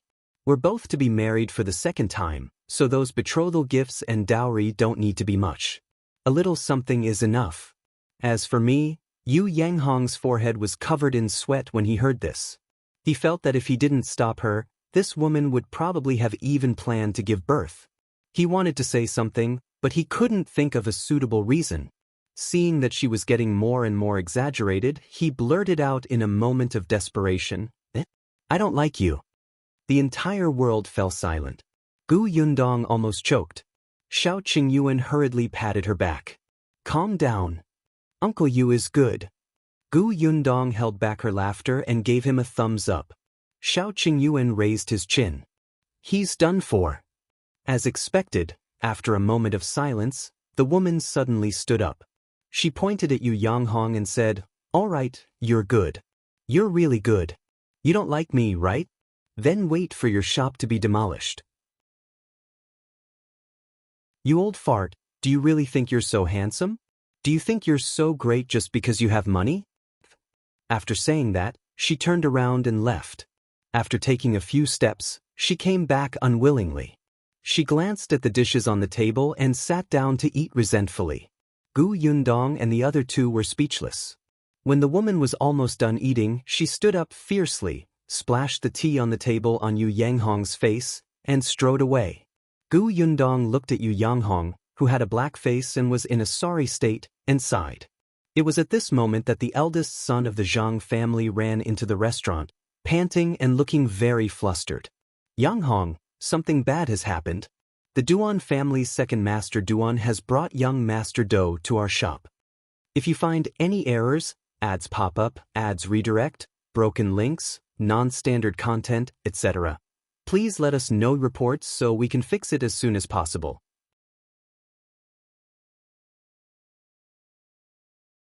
Chapter 1248. Going to the provision store. Yu Yanghong's expression suddenly changed. He suddenly stood up and hurriedly followed the eldest son of the Zhang family. Before eldest brother Zhang left, he turned around in surprise and looked in Gu Yundong's direction. However, before he could see clearly, he was pulled away by Yu Yanghong. Gu Yundong and Shao Qingyuan also stood up and frowned at the same time. "Let's go to the shop." Second Master Duan brought young Master Do? That young Master Do from the general residence? Gu Yundong recalled what the woman had said just now. Someone had designs on the provision store. Could it be Second Master Duan? She was so angry. Second Master Duan's family matters were still in a mess, but he had already started to reach out to other places. However, just as the two of them were about to leave the restaurant, Gu Yundong suddenly stopped.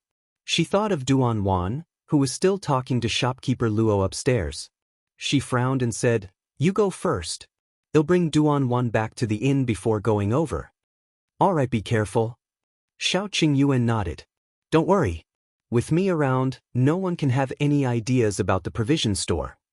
"Yes, I know." Only then did Shao Qingyuan turn and leave the restaurant. Gu Yundong slowly exhaled and walked towards the stairs.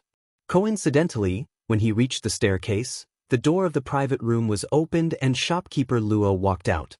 When he saw Gu Yundong, he nodded slightly and said, "I'll leave eldest miss to you."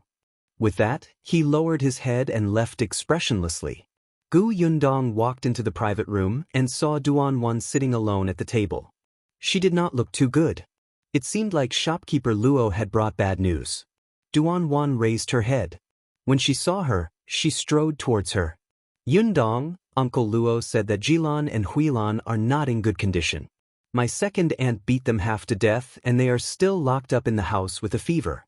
If we don't save them now, they will die." Just as she finished speaking, she saw Gu Yundong's dark expression. She was shocked. What's wrong? Did she think that her matters were too troublesome and did not want to care about her? Gu Yundong shook her head. "It's fine. Let's go. I'll bring you back to the inn first." "Bring?" Duan Wan was a little puzzled. Only then did she feel that something was wrong. Oh right, where was Shao Qingyuan? Why was he gone? Duan Wan opened her mouth but did not dare to ask or say anything. She just followed Gu Yundong out of the restaurant. Gu Yundong's footsteps were very fast, and Duan Wan had to jog to catch up. When they returned to the inn, she panted and asked softly, "Yundong, did something happen to you?" "Yes, something happened in my provision store." Brother Shao went to deal with it first. I have to go too. Rest at the inn first. I'll get Shui Tao to accompany you.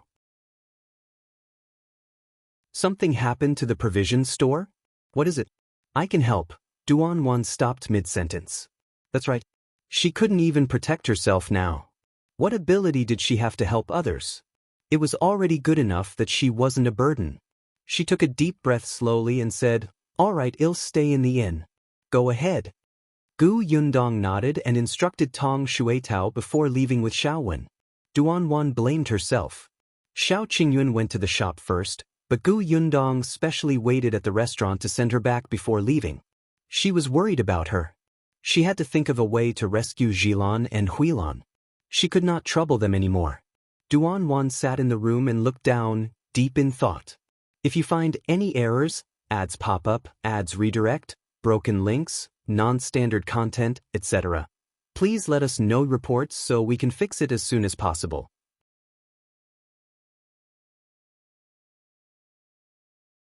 Chapter 1249. This is a shady shop. Tong Shuitao, who was at the side, was very anxious. She also wanted to follow, but Miss Duan could not be left alone. She did not know if Qingyuan had arrived in time to resolve the matter in the shop. Qingyuan, who was being nagged about, had already followed Yu Yanghong and Boss Zhang to the door of the shop. There were 4 people standing in the shop. Eugene, Old Master Yu, Second Master Duan, and a young man in luxurious clothes with his back facing Qingyuan, who should be young Master Do. There were still some people watching outside the shop. Qingyuan vaguely saw that the woman who wanted to have a second relationship with Uncle Yu was also there. There was a middle-aged man beside her, frowning and looking very frustrated. Qingyuan walked over and heard the man say softly, "Why is Second Master Duan here?" The woman sighed. Not only did he come, but he also brought young Master Do along. Looks like the rumors are true. Second Master Duan and the Do family really have a deep relationship. However, if that's the case, I'm afraid you won't be able to have any ideas about this provision store. It's all your fault. You can't even handle an old man. The woman was furious. If it weren't for the fact that there were people around, she would have jumped up and scolded him. Qingyuan raised his eyebrows. It seemed that the person the woman was talking about was not Second Master Duan. He glanced at the middle-aged man and looked into the provision store before the other party turned around. At this moment, Second Master Duan was nitpicking. I've already said that this grocery store is a scam. Just because it's the only grocery store in this area that has everything, it sells especially expensive things. The neighbors nearby have long suffered. Eugene sneered. Second Master Duan, don't lie through your teeth. The things in our provision store have always been priced fairly. How are they expensive? Besides, if our shop was a scam, the government would have sent people to close it long ago. Why would they allow us to open it for so long? Second Master Duan chuckled. Who doesn't know that you have dealings with Wu Tongfeng, the Imperial Court's criminal? Previously, Wu Tongfeng was a secondary general. With his support, who would dare to close your shop? Now that Wu Tongfeng has fallen, I think your days of tyranny are over. This Wu Tongfeng was the secondary general that General Do had personally pulled down. Now he was locked in the prison and waiting for the Imperial Court to deal with him. At this juncture, anyone who had anything to do with him would be finished. Uncle Yu was so angry that his body was trembling. Nonsense, nonsense. Young Master Do, you have to be clear-sighted. We have nothing to do with Wu Tongfeng at all. He only came to the shop to buy things twice. Could it be that everyone in the prefecture capital who has done his business is related to him? Second Master Duan said, What do you mean by coming to your shop to buy things twice? Wu Tongfeng has servants and maidservants in his family. Why does he need to personally come to the grocery store to buy things? Who would believe this? Uncle Yu and Boss Zhang were also furious. However, how could they know what Wu Tongfeng was thinking? How could they guess why he would come personally to buy things? Second Master Duan hurriedly turned around and said proudly, Young Master Do, you heard it. They can't find any evidence to prove that they have nothing to do with the Imperial Court's criminal. Young Master Do were innocent. The three members of the Yu family hurriedly shouted out their grievances. The surrounding commoners outside the door were all whispering. The shopkeepers and workers in the nearby shops were already familiar with the Yu family. They knew that they were honest and dutiful, so they naturally believed him. If you find any errors, ads pop up, ads redirect, broken links, non-standard content, etc., please let us know reports so we can fix it as soon as possible.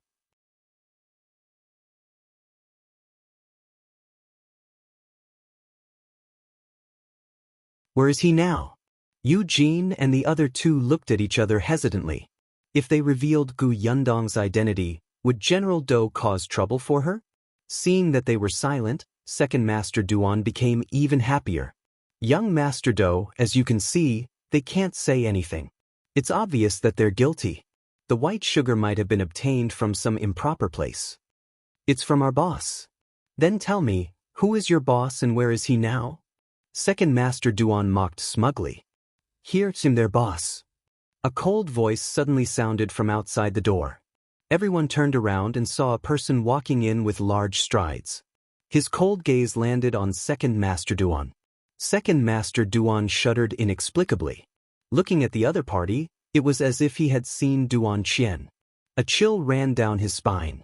If you find any errors, ads pop up, ads redirect, broken links, non-standard content, etc., please let us know reports so we can fix it as soon as possible.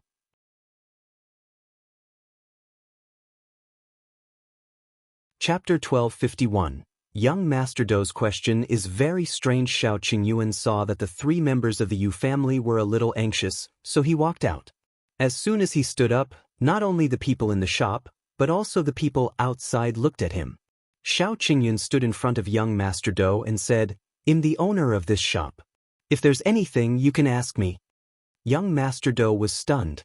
He carefully sized up Shao Qingyuan for a while, and a trace of doubt flashed across his eyes. Why did it feel like he had seen the person in front of him somewhere before? On the other hand, the three of them were stunned. Who was this person? Why did he say that he was their boss? The three members of the Yu family had never seen Shao Qingyuan before. Last time, Gu Yundong and Tong Shuitao had come. Fortunately, Eugene had been a shopkeeper for more than a year and quickly calmed down. Although he didn't know who Shao Qingyuan was, it didn't stop him from hearing what this stranger had to say first. How is that possible? You're their boss? Second Master Duan suddenly shouted. Young Master Dou suddenly reacted. He composed himself and glanced at Shao Qingyuan, then at the three members of the Yu family. Is he really your boss? Eugene's gaze landed on Shao Qingyuan. The latter said, I'm Gu Yundong's husband. The Yu family's eyes widened. Uncle Yu rushed in front of him. You know about the Gu girl? Is she here? She's here, but she has something on for the time being. She should be here in a while. Let me take care of it here first. That's great, that's great. It's good that the Gu girl is here. Uncle Yu was extremely excited. His originally uneasy mood instantly became real. That girl was very capable. With her around, nothing would happen. Although Eugene and Yu Yanghong were also excited, they restrained themselves at least. Eugene was much more cautious and asked, You said that you're Sister Gu's husband. May I know your surname? Shao. Eugene instantly heaved a sigh of relief. That's right. Previously, when Sister Gu sent someone to deliver the white sugar, she had written a letter to tell him that she was about to get married. Her husband was called Shao Qingyuan. It seemed that he was the right person. The three of them forgot that young Master Dou was beside them. They were carefully sizing up Shao Qingyuan. Yes, he was tall and straight. He had a dignified appearance, was handsome and unrestrained, and had an oppressive aura. One look and one could tell that he was an indomitable man. He was indeed a match made in heaven with Yundong. When Second Master Duan saw that he and young Master Dou had been completely ignored, he immediately could not take it anymore. What boss? Why do I feel like they don't know this person at all? Young Master Dou, this person must be an accomplice. He must be. Shao Qingyuan finally turned around and glanced at him. Second Master Duan shivered again and silently hid behind young Master Dou. However, young Master Dou seemed to have a good temper and asked again, Are you really the boss of this shop? I am. In that case, did you get someone to bring this white sugar? Where did you bring it from? Is it a lot? Shao Qingyuan raised his eyebrows. Young Master Dou's question was a little strange. The white sugar was transported from the Xuanhe Prefecture. Young Master Dou, do you want to buy it? If the price is suitable, I can give you some. Young Master Dou's eyes lit up. Really? After a pause, he frowned. Xuanhe Prefecture? Xuanhe Prefecture? Fengkai County. Fengkai County? He suddenly thought of something and hurriedly asked, Can we talk in private? Of course. Please come in. As the two of them spoke, they walked towards the backyard. If you find any errors, ads pop up, ads redirect, broken links, non-standard content, etc., please let us know reports so we can fix it as soon as possible.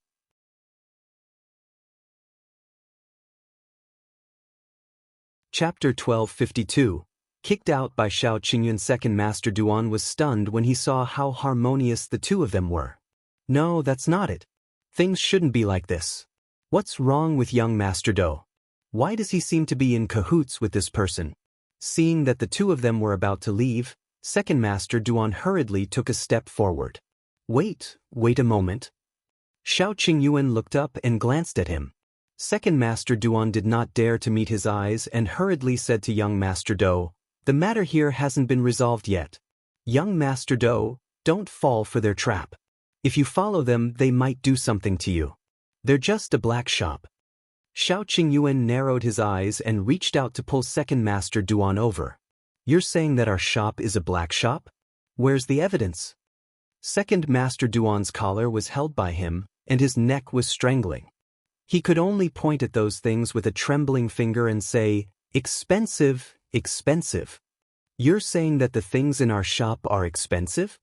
Shao Qingyuan let go and sneered. How are they expensive? Second Master Duan immediately retreated and instantly stood behind young Master Dou. Only then did he have the confidence to say, Look at those pots and pans. Every one of them is already 2 to 3 copper coins more expensive than those in the other shops. And those tea leaves and wine are even more expensive by more than 1 tael.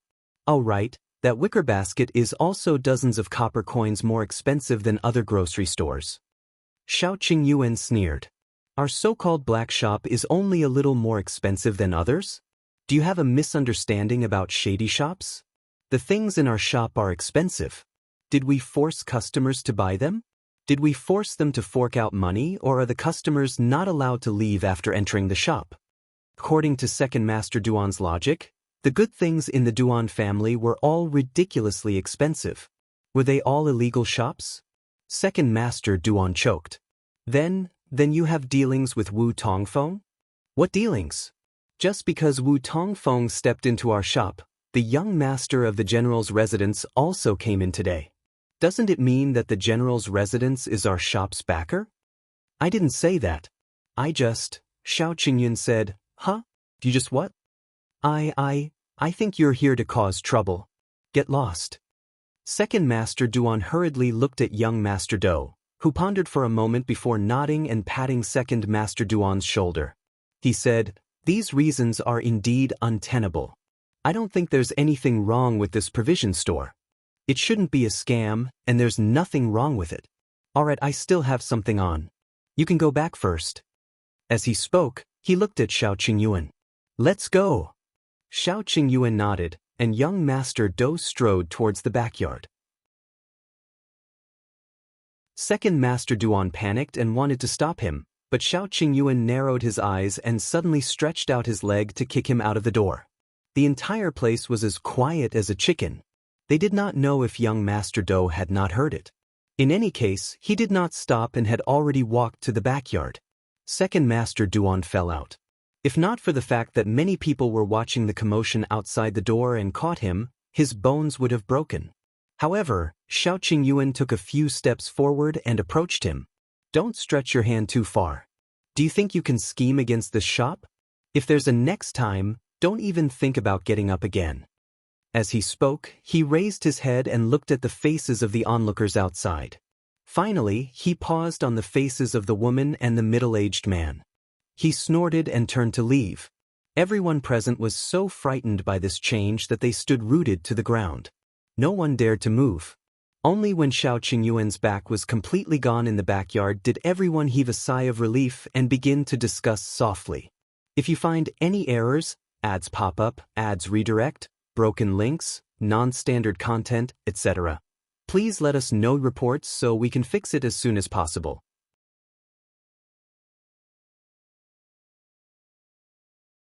Chapter 1253. Thrown out by Gu Yundong again. Second Master Duan finally got up with much difficulty. His nose was about to turn crooked from anger, and his expression was extremely ugly. He pushed away a few people who were supporting him and staggered back inside. Eugene also reacted from the shock of Qingyuan's attack. He hurriedly stood in front of Second Master Duan and sneered. "Why, you still dare to come in? Aren't you afraid that our boss will give you another kick?" Second Master Duan flinched and took a small step back while holding his stomach that was spasming in pain. However, he was unwilling to accept this. He, the dignified second master of the Duan family, had never suffered such a great humiliation. This lousy owner of some grocery store actually dared to be so ruthless. This time, the entire Wanqing Prefecture knew that he had lost face. He wanted to take revenge and seek justice from young Master Do. Young Master Do definitely did not hear it just now. Otherwise, he would definitely have gotten someone to arrest this lousy boss. When Gu Yundong and Shao arrived, they happened to see Second Master Duan and Eugene confronting each other. She didn't see Qingyuan. Gu Yundong found it strange and strode in along the path that Shao had created. "Grandpa Yu, Uncle Yu, where's Big Brother Shao?" The three members of the Yu family and eldest brother Zhang suddenly heard a familiar voice and immediately turned around. When they saw Gu Yundong, joy flashed across their faces. "Gu girl, is it really you?" That's great, that's great." Grandpa Yu was the most excited. He ran to Gu Yundong and sized her up for a while. When he saw that she had a married woman's hairstyle, he immediately smiled. "I heard that you're already married. Congratulations. I just saw your husband. He's quite good-looking." "Is that so?" Gu Yundong saw how happy they were and thought that they were fine. "I haven't seen you for a long time. You look more energetic and younger." "Haha." Grandpa Yu was overjoyed. "It's all thanks to you. If you hadn't taken care of us and handed the store to us to manage, our lives wouldn't have gotten better. I have something to do every day. Wouldn't I be even more energetic? By the way, when did you come to Wanqing residence?" Seeing that he was happy, Eugene quickly reminded him, "Grandpa, Sister Gu must be worried about her husband. Let's talk about it later. Let her go find him first." Grandpa Yu patted his head. Yes. Look, I'm confused. Brother Shao is in the backyard, talking to young Master Do." "Talking to young Master Do?" Gu Yundong was surprised and walked in. When she passed by Second Master Duan, she was stunned for a moment. She frowned and asked, This is the second master of the Duan family." Gu Yundong was enlightened.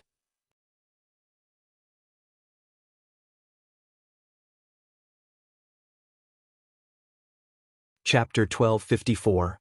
Old Acquaintance. Gu Yundong was stunned. Why was this voice so agitated? Without thinking, she pushed open the door of the hall and saw a man in luxurious clothes grab Qingyuan's hand. Gu Yundong was speechless. What was going on? The two people in the room turned to look at her at the same time. Qingyuan suddenly pulled his hand out. Young Master Do also realized what was going on and immediately coughed awkwardly. Gu Yundong's gaze landed on him. As she sized him up, she walked to Qingyuan's side and asked softly, "What happened?"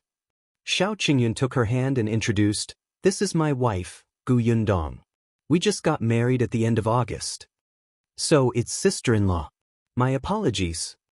Young Master Do immediately cupped his hands towards her with a very kind attitude. Gu Yundong nodded slightly, but the confusion in her eyes became even more obvious. Only then did Qingyuan say in a low voice, "This is the young master of Wanqing Prefecture's General Do Fukang." Gu Yundong asked, "You know each other? Do you remember what I told you? When I was 8 years old, I was sold to human traffickers by Boss Li. Later, I met a child who was also trafficked. The two of us escaped together. Dou Fukong was the other kid. Gu Yundong widened her eyes in shock. No way, what a coincidence. Dou Fukong laughed heartily. That's right, that's right. Even when I think about it now, I still feel that it was very dangerous. If it wasn't for Brother Shao, I'm afraid that I wouldn't even know where I would be suffering now. I might even have lost my life. So many years have passed, and I didn't expect to see you again. No wonder I felt that you looked very familiar when I saw you just now, but I couldn't remember where I had seen you. If you hadn't mentioned your name just now, I'm afraid we would have missed each other again. Shao Qingyuan raised his eyebrows. I didn't know your real name was Dou Fukong. Young Master Dou coughed lightly and said with some embarrassment, at that time, our family had many enemies and it was not appropriate for us to use our real names when we were wandering outside. That was why I was unable to tell you the truth. Please forgive us. Understood. Back then, when Shao Qingyuan was 8 years old, Dou Fukong was actually a year older than him. The two of them had grown up, so when they met just now, they felt a sense of familiarity. However, Shao Qingyuan really didn't remember anyone with the surname Dou. On the other hand, when Dou Fukong heard Shao Qingyuan's name, he quickly remembered. After checking, he realized that they were old acquaintances. Gu Yundong was stunned. I didn't expect you to have such a relationship. Isn't that so? Dou Fukong was very happy. The Dou family could be considered as having a military background. However, in Dou Fukang's generation, an unconventional person like him had appeared. He liked to study literature and not martial arts. Fortunately, he had an elder brother who was outstanding in martial arts, so the Dou family did not force him. They thought that it was good to have a scholar in the family, so that they would not be called boors when they went out. Unexpectedly, when Dou Fukong was 9 years old, he suddenly encountered a disaster and was kidnapped. He had talent and brains, but his martial strength could not keep up. Even if he had countless plans in his mind, he would ultimately lose to his body that was too weak. Later on, he met Shao Qingyuan. Shao Qingyuan had been running up and down the mountain since he was young. It was not a problem for him to fight and escape. Although he was thin, his body was very strong. The two of them worked together to make up for each other's weaknesses and successfully escaped from the hands of those human traffickers. Moreover, they were lucky. As soon as they escaped, they obtained the help of a benefactor and those human traffickers were caught in one fell swoop. If you find any errors, ads pop up, ads redirect, broken links, non-standard content, etc., please let us know reports so we can fix it as soon as possible.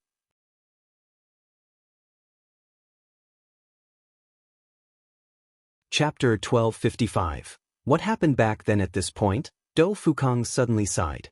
Recently, I found out that it's not that we were lucky enough to obtain the help of a benefactor. It's indeed because someone secretly helped us escape so smoothly. Shao Qingyuan was stunned. What do you mean? Speaking of their shared experience, Dou Fukong did not hide it. Back then, I was captured in Wanqing Prefecture and sent all the way to Qingyuan Prefecture before meeting you. Actually, when I was in Wanqing Prefecture, there was a gap in the house where I was locked up. When I woke up, I saw a young lady outside through the gap. At that time, I asked her for help and wanted to ask her to help find someone to save me. When the time came, I would reward him with a huge sum of money. Unfortunately, the little girl was too young and looked to be less than 5 years old.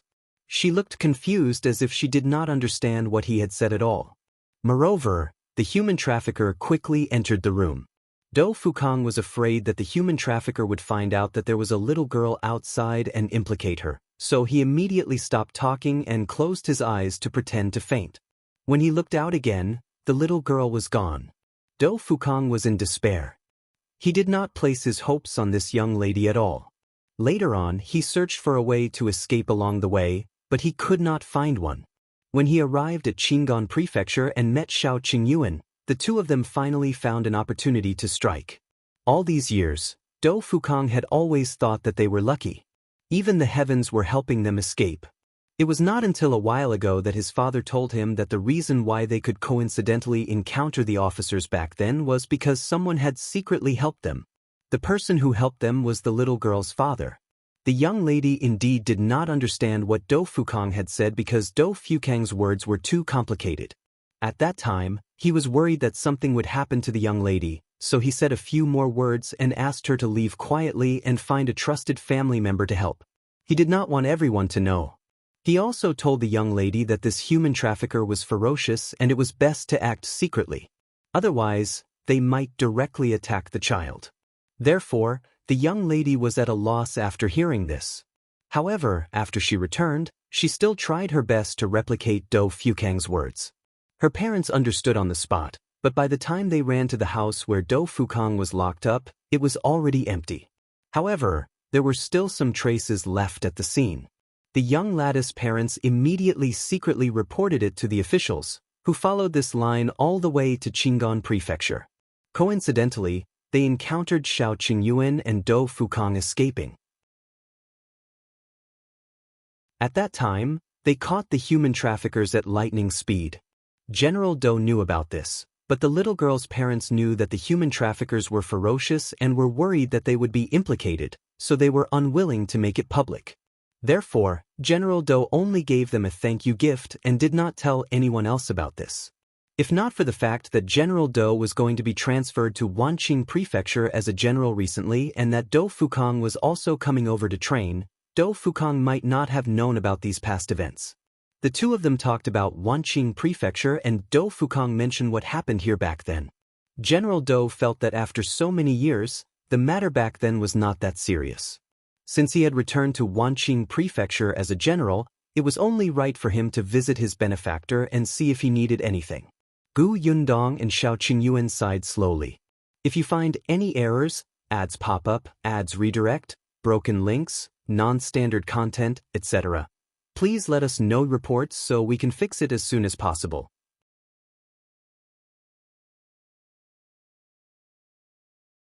Chapter 1256. Second Master Duan is his benefactor? Who would have thought that there would be so many twists and turns in what happened back then? Wait, benefactor? Gu Yundong's eyelids twitched. When she thought of the stories that the Duan family and the Dou family had to tell, a bad feeling welled up in her heart. Shao Qingyuan also thought of it. He frowned slightly. Don't tell me the benefactor you're talking about is Second Master Duan? Otherwise, why would young Master Dou treat Second Master Duan so well? Dou Fukang nodded. Yes, that young lady back then was Second Master Duan's daughter. Gu Yundong and Shao Qingyuan were speechless. Damn it. In that case, General Dou would definitely protect Second Master Duan. After all, the man was his benefactor. He would not bite the hand that fed him, right? When Dou Fukang saw the strange expressions on the two of them, he thought for a moment and said in a low voice, I heard that you have a good relationship with the eldest young master of the Duan family. The eldest young master of the Duan family has always taken care of this provision store, right? So, you don't want Second Master Duan to be the master of the Duan family? Seeing that he was being honest, Gu Yundong did not hide it anymore. Indeed. Moreover, young Master Dou should know that Duan Qian was chosen by the higher-ups after the Xian family was removed. Gu Yundong pointed upwards. She believed that since General Dou had been trusted by the emperor and sent to Wanqing Prefecture, he would definitely know something. Sure enough, Dou Fukang fell silent. He sat back in his chair and tapped his fingers lightly on the table.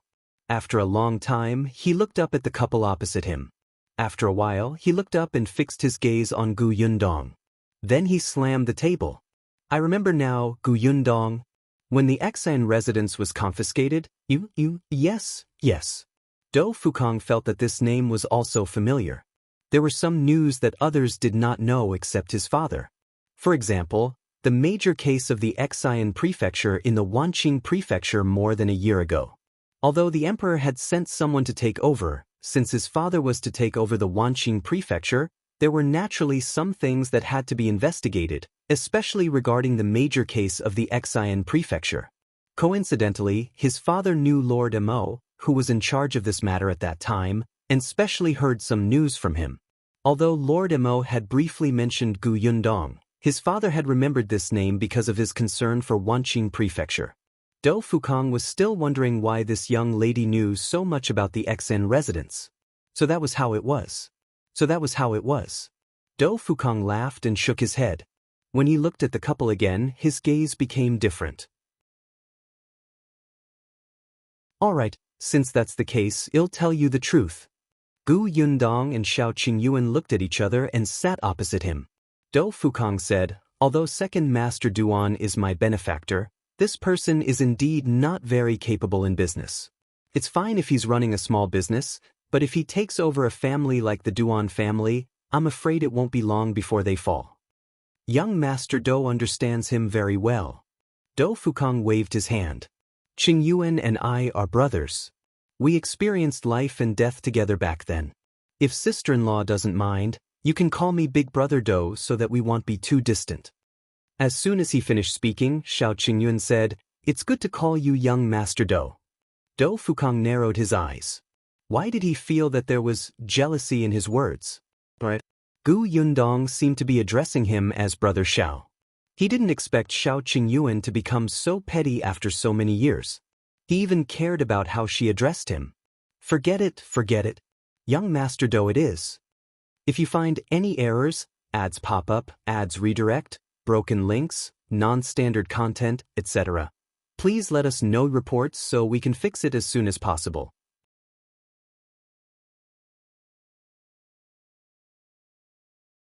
Chapter 1257. The Dou family's plan. Dou Fukang sighed and continued. Although Second Master Duan is not suitable to take over the family, Duan Qian's whereabouts are unknown now.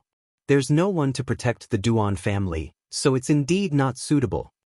You're backing Second Master Duan so that the Duan family won't be in chaos and those who have designs on the Duan family will think twice? Shao Qingyuan asked.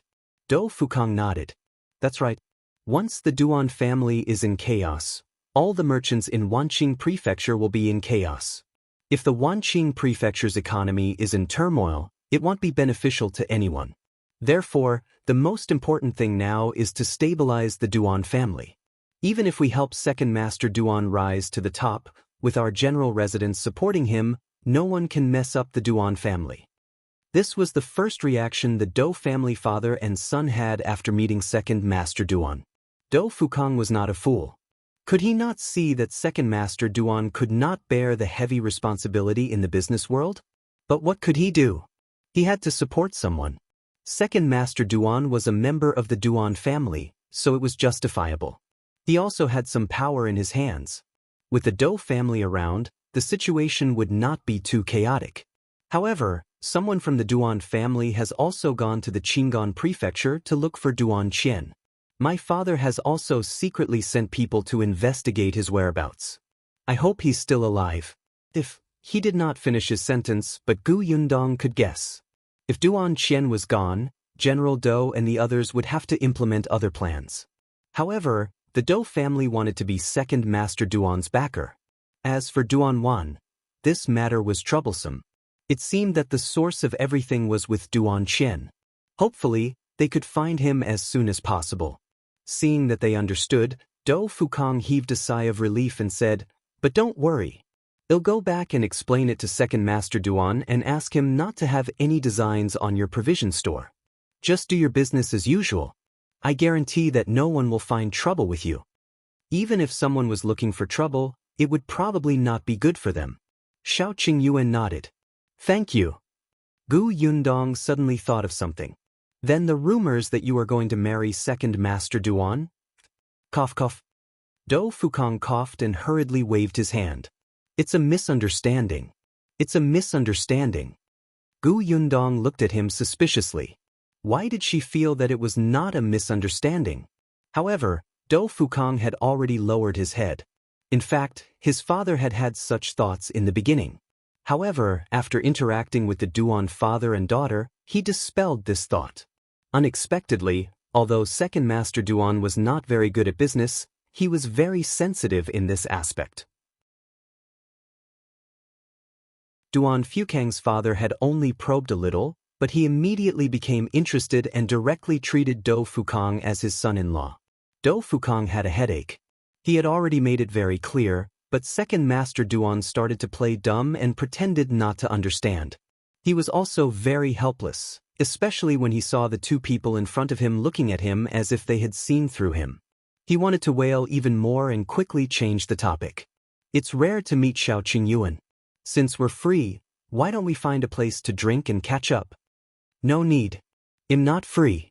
I want to accompany my wife. I don't drink.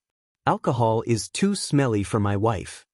Do Fukong, are you trying to show off that you have a wife? In the past, he also had one. You're going to lose all your friends if you do that. Gu Yundong was overjoyed. She nudged Shao Qingyuan. It's fine as long as you don't drink. It doesn't matter if you catch up with young Master Do. We should celebrate your reunion. Shao Qingyuan frowned. No, he didn't want to. It was less meaningful to catch up with Do Fukong than to be with his wife. Besides, he already knew what he wanted to know. The rest didn't matter. If you find any errors, ads pop up, ads redirect, broken links, non-standard content, etc., please let us know reports so we can fix it as soon as possible.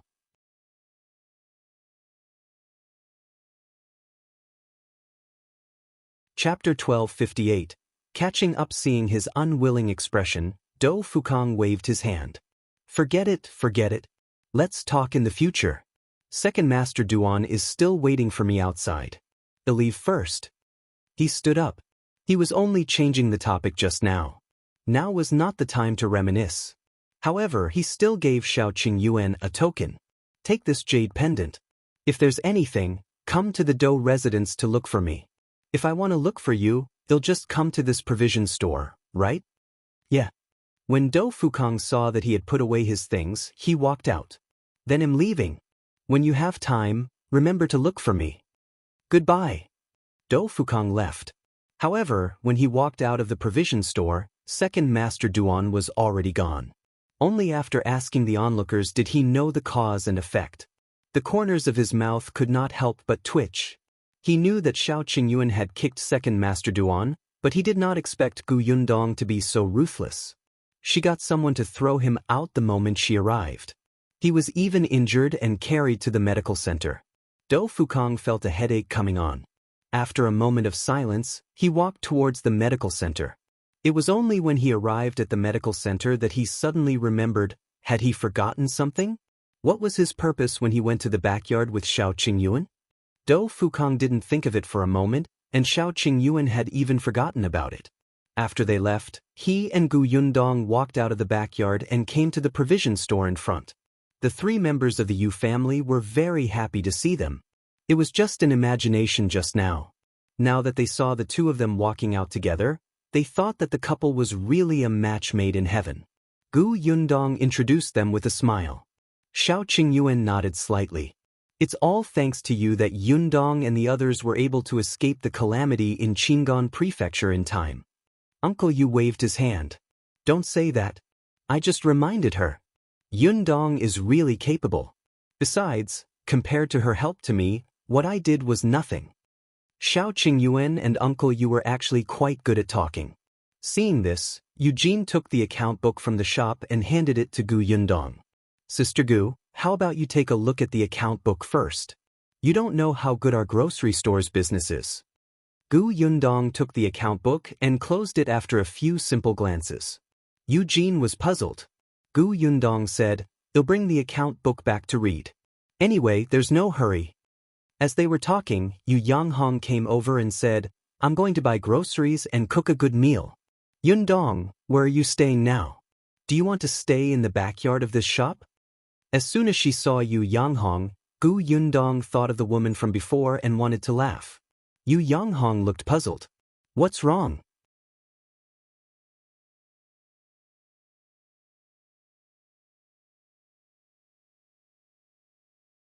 Chapter 1259. A thought. However, not long after, they realized that someone was following them. Gu Yundong turned her body slightly and the figure behind her immediately hid in the alley. However, that glimpse just now was enough for her to see clearly. Wasn't this the woman who coveted Uncle Yu? Did she finally know that the grocery store had another owner and wanted to investigate? Shao Qingyuan gave Xiaowen a look. Xiaowen nodded and turned to walk to the back. The woman thought that she had hidden herself very well. Unexpectedly, when she wanted to poke her head out again, she suddenly saw Xiao Wen's expressionless face. She instantly took 2 steps back and said with a dry smile, You're in my way. Xiao Wen had a wooden board in his hand at some point, and he bent it forcefully in front of the woman. With a bang, the wooden board was split in half. The woman's heart skipped a beat, and her face turned pale. Facing Xiao Wen, she didn't have the courage and shrewishness when she faced Yu Yanghong. She could only swallow her saliva with all her might. Xiao Wen's cold voice sounded. If you follow us again, you can try to see if your bones are as easy to break as this wooden board. The woman's face was filled with fear. She suddenly turned around and ran. Xiao Wen stood on the spot until she ran far away. Then he sneered and turned to follow Qingyuan. However, after today's commotion, Second Master Duan had probably set his sights on them. Although Dou Fukang said that he would be there, Second Master Duan would definitely secretly investigate their background with his petty appearance. Gu Yundong and Duan Wan were not afraid of him investigating, but they had to be careful when Duan Wan was with them. It seemed that the 3 of them had better change to another inn after returning, leaving only Tong Shuitao to take care of Duan Wan. Aren't you going to tell Dou Fukang about Duan Wan? Shao Qingyuan shook his head. No matter what the reason is, the Dou family is on Second Master Duan's side now. The fewer people know about Duan Wan's whereabouts, the better. Moreover, although I cooperated with Dou Fukang when I was young, we haven't seen each other for many years, so we don't know his character. Gu Yundong thought about it and nodded, but a thought kept lingering in her mind. At this moment, she couldn't help but say, Do you think the little girl who reported to Dou Fukang back then is really Second Master Duan's daughter? Could it be Duan Wan? Think about it. Previously, we were wondering why Second Aunt Duan chose to deal with Duan Wan at this juncture or marry her off to the old man. Wouldn't it make sense if she were connected to the Dou family? What if Duan Wan was the one who saved you too, and Second Master Duan deliberately let his daughter impersonate her to deceive others? Shao Qingyuan lowered his eyes. What you said makes sense, but there's one thing that doesn't make sense. General Dou is such a meticulous person. It's unlikely that he would mistake the person he owes a favor to. Moreover, according to Dou Fukang, his father personally thanked his benefactor back then. In other words, he personally met Second Master Duan. This seemed to make sense. Gu Yundong sighed. Shao Qingyuan rubbed her head. Don't think too much. Why don't we go back and ask Duan Wan? Perhaps she still remembers.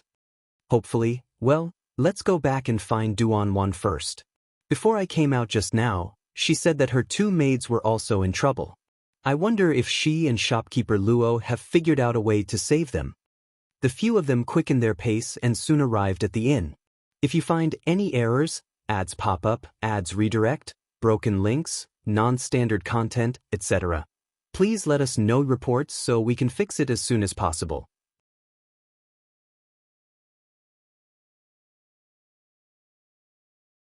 Chapter 1260. Staying separately. Tong Shuitao, who was in the inn, had been waiting anxiously.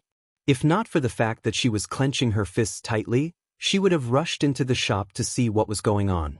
Therefore, she didn't notice that Duan Wan, who was sitting behind her, was too quiet. When Gu Yundong and Duan Wan returned, Duan Wan suddenly came back to her senses and asked worriedly, You're back. How is it? What happened in the shop? Gu Yundong did not hide it from her and told her about Second Master Duan's plans for the provision store. Duan Wan's entire body shook. You're saying that not only did my second uncle want to take over the Shu family, but he also brought young Master Dou to your provision store and wanted to blame the provision store for theft? That's roughly the case. However, you don't have to worry too much. Your second uncle was thrown out by us and young Master Dou didn't say anything. Thrown? Thrown out? Duan Wan looked at her in shock, and her mind went blank for a moment. She couldn't imagine her second uncle being thrown out in front of so many people. Gu Yundong nodded. It's just that your second uncle probably holds a grudge. After what happened today, he might already be secretly trying to take revenge on us.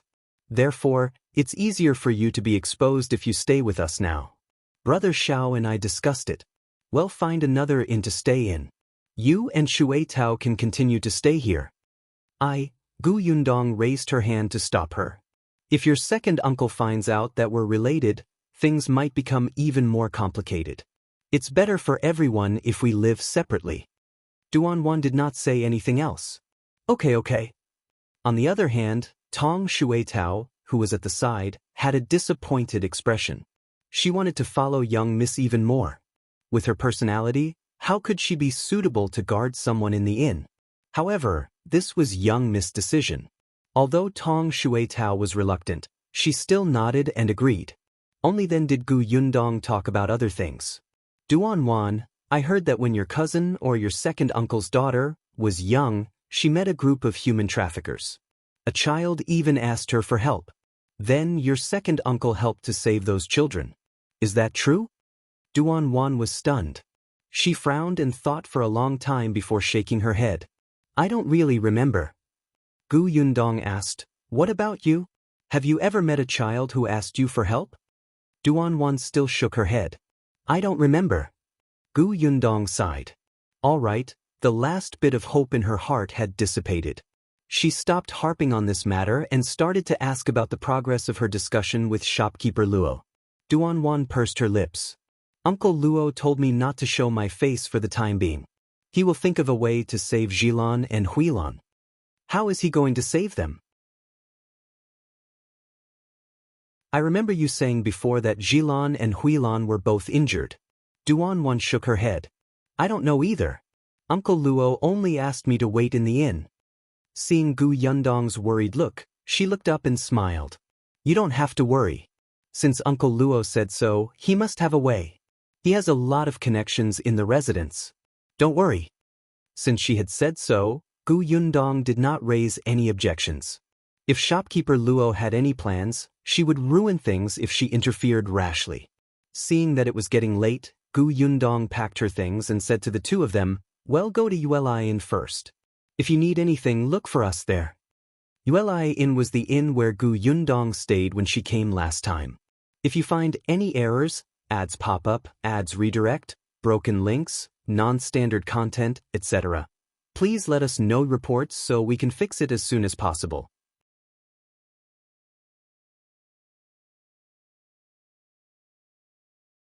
Chapter 1261.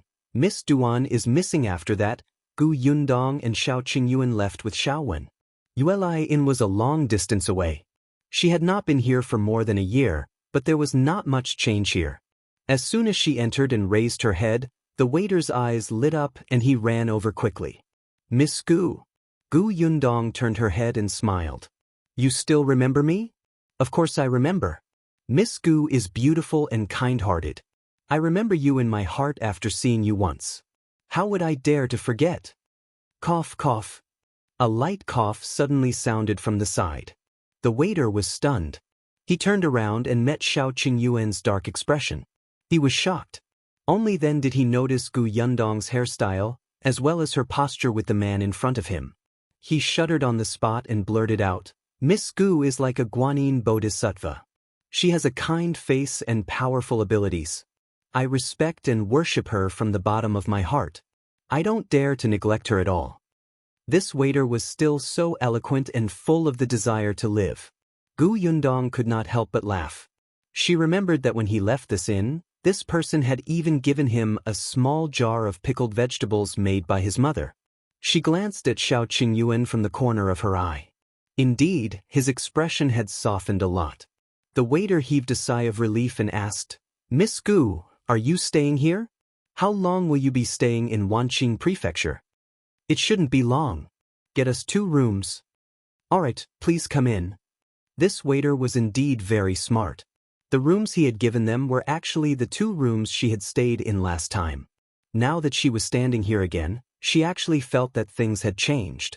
Gu Yundong sat on the edge of the bed and said to Qingyuan, when my father was injured, he lived here.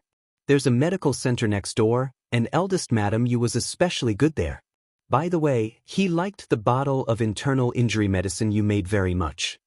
Qingyuan sat down and hugged her. He said in a low voice, then I'll accompany you another day and sell him a few more bottles. Okay. Last time, I should have accompanied you to Wanqing house. He kissed her face. You don't have to face such a huge matter alone. Gu Yundong leaned in his arms. I have you in the future. Besides, Shao Qingyuan had to help escort the Tao family's 4 jars of wine to the Qingyuan Prefecture last time. That matter was also very important. Yes, I'll always be there for you from now on. His grip on her shoulders tightened ever so slightly. At this moment, Xiaowen knocked on the door. Shao Qingyuan frowned and let go of the person in his arms. Come in. As soon as Xiaowen entered, he whispered, Young master, there's someone sneaking around outside and staring at us. Gu Yundong and Shao Qingyuan looked at each other. Is it Second Master Duan's men?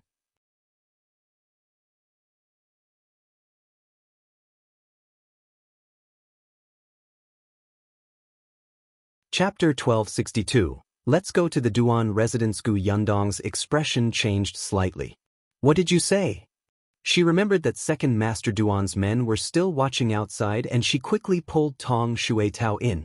After closing the door, she asked with a serious expression, What exactly happened? Tell me clearly. Tong Xuetao was extremely anxious. Everything was fine when I woke up in the morning. When we were eating, Miss Duan suddenly said that she didn't have a good appetite and wanted to eat the wontons sold by the stall outside the inn. She asked me to help buy them. I went downstairs. When I returned with the wontons, Miss Duan was gone.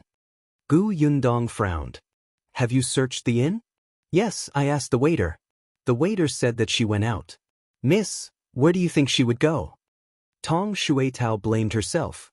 Miss had clearly handed such an important matter to her, but she couldn't even do such a small thing well. She couldn't even look after a person. She must have gone to the Duan residence, Shao Qingyuan said. Let's go to the Duan residence. Gu Yundong immediately turned and left the room. However, not long after leaving the Uli Inn, Shao Qingyuan suddenly instructed Xiaowen, who was behind him. Xiaowen's eyes lit up and he quickly turned around to leave. The other 3 quickly went to the Duan residence. Shao Qingyuan was right. At this moment, Duan Wan was in the Duan residence. She had been very uneasy since she knew that second Uncle Duan went to find trouble with Gu Yundong's provision store. Gu Yundong already had enough matters to deal with, so she could not rely on Gu Yundong to help her. They were not related to each other to begin with. They had already done their best to save her on the way and settle her in the inn, taking care of her food, lodging, and transportation. They had even let her contact shopkeeper Luo. Zhilan and Huilan were her maids. She had suffered because of her. She should grow up. Duan Wan knew that although shopkeeper Luo said that he could handle this matter, she also understood that shopkeeper Luo's connections were very limited. He was not the kind of person who was good at socializing. He had already done his best to find out about Zhilan and Huilan's situation. It was even more difficult to bring them out. As expected, after Duan Wan left the inn, she went straight to shopkeeper Luo's shop and found that he was being troubled by second Uncle Duan's men. He was so anxious that he couldn't care about anything else. Duan Wan decided to go to the Duan residence herself. Compared to shopkeeper Luo, she was actually the one who was more familiar with the Duan manor.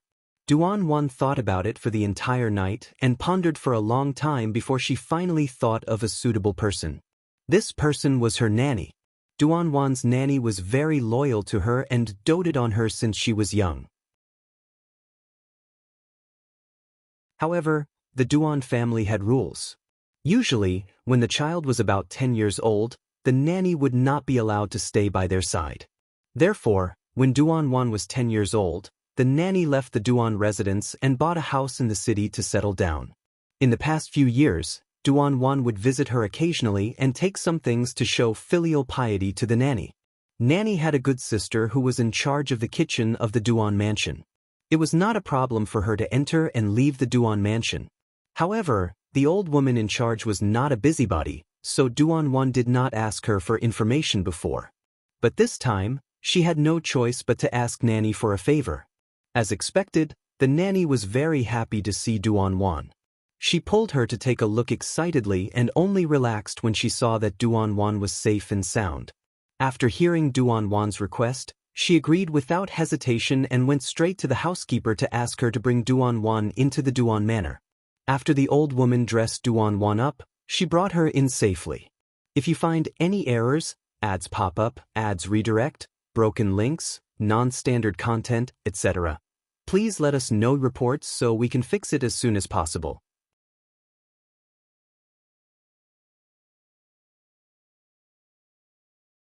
Chapter 1263. The two meet, however. When Duan approached the house where Jilan and Huilan were locked up, the sound of people searching for intruders suddenly came. Duan's expression changed drastically, and she hurriedly ran away. Fortunately, she was very familiar with the Duan residents and knew where to hide. She quickly shook off the pursuers and hid. Then, she crawled into the fake mountain in the backyard of the second branch. She did not know what went wrong. She thought that she had been very careful along the way and should not have been discovered. She wondered if the old woman in charge regretted helping her and went to tell on her again. However, Duan knew that at this moment, she could only hide quietly and not make a sound, let alone be taken away. Otherwise, second uncle and second aunt would definitely not be negligent this time and would definitely let her and old Master Zheng get married. Fortunately, this courtyard belonged to the second branch. Those people would not come here to search. She was safe for the time being. When the search outside was not so strict, she would go somewhere else. Duan exhaled and sat on the ground, hugging her legs, feeling sad and regretful. As expected, she still couldn't do it. She couldn't even do such a small thing. Not only did she fail to save Jilan and Huilan, she even lost herself. If Yundong and the rest knew about it, they would probably not be willing to care about her anymore. She missed eldest brother so much. If eldest brother was around, how would second uncle and the others dare to treat her like this? Her parents had already left. She was so afraid that her brother had also left, leaving her alone. She could not protect the family business or the servants around her, or even herself. The more Duan thought about it, the sadder she became. Her tears fell without warning. Just as she was about to wipe her face, a familiar voice suddenly sounded in her ear. Duan quickly held her breath and did not dare to move. However, the voice outside was getting closer and closer. It was her cousin, Duan. Young Master Do, where did you go? My father said that a thief has entered the residence. Be careful. The thief might harm you. It's better to go to the front hall first. Duan shrank her neck, afraid that her cousin would find her hiding place. Except, young Master Do? Duan had just furrowed her brows when someone suddenly came in from outside the rockery. She suddenly widened her eyes. The person who entered was also stunned for a moment. He did not expect there to be a maidservant crying with red eyes. However, Duan's voice soon sounded again. Young Master Do Fukang couldn't care less and quickly went in. He even said to Duan, please move inside. Duan was a little stunned, but she subconsciously moved inside. Fortunately, this rockery was big enough. Do Fukang had shrunk his entire body into it, and there was even a fist's distance between them. Duan did not even dare to make a sound as she tightened her grip on her legs. What's going on? Why is this person in here? Will he turn me in? Wait a minute. Duan called him young Master Do outside just now. Duan looked to the side. This person was indeed dressed in luxurious clothes and looked very noble. Could it be that the person in front of him was the young master of General Do's family that everyone had mentioned? Seeing that she was looking at him, Do Fukang hurriedly whispered, Shoo, don't make a sound. I won't tell anyone that you're slacking off here. Duan was wearing the clothes of a maidservant and was hiding here alone. Do Fukang naturally thought that she was a maidservant of the Duan family and might have suffered some grievance. Hearing this, Duan secretly heaved a sigh of relief, but she slowly turned her head and buried her face. If you find any errors, ads pop up, ads redirect, broken links, non-standard content, etc., please let us know reports so we can fix it as soon as possible.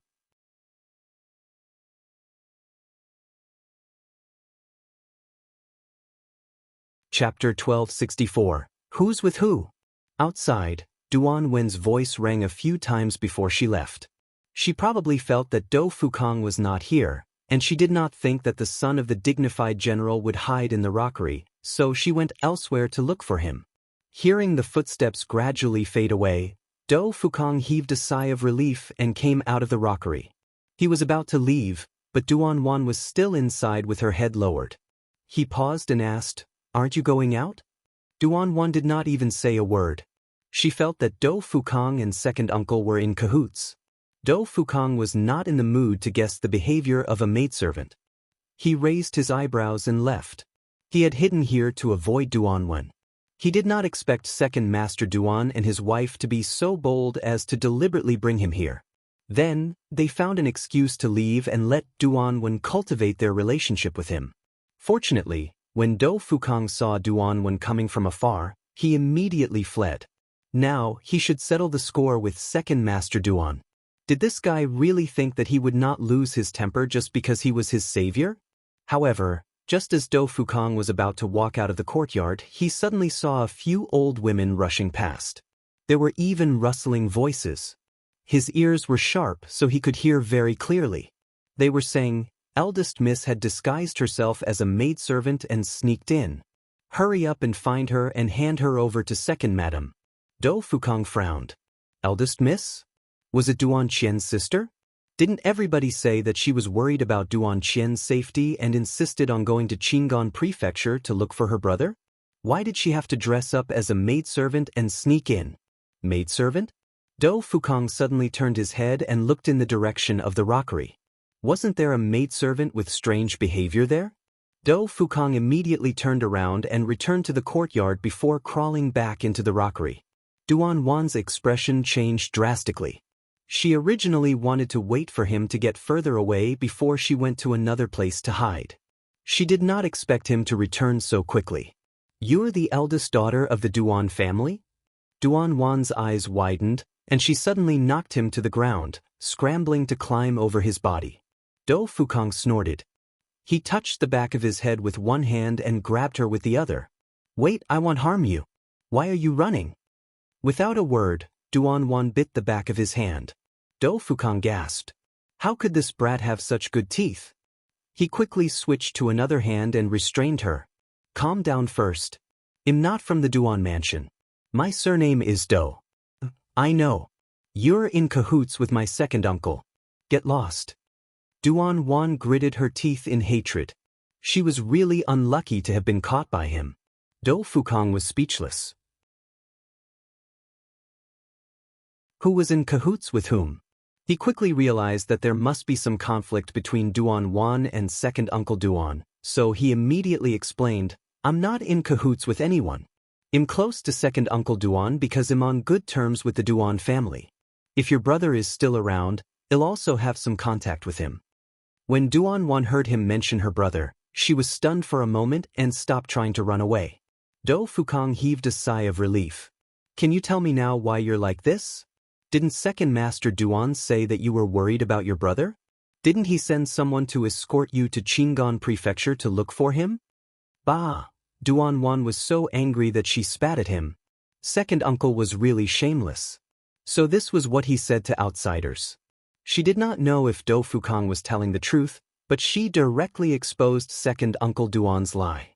If you find any errors, ads pop up, ads redirect, broken links, non-standard content, etc., please let us know reports so we can fix it as soon as possible.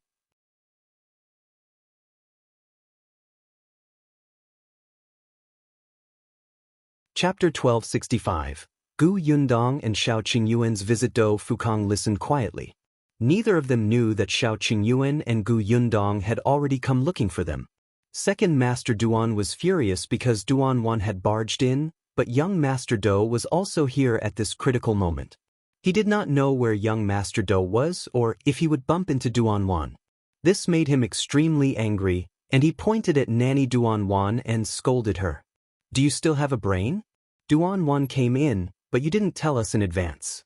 You came over only after she was sent in. What's the use? I'm telling you, if you ruin my plan, it'll take your life."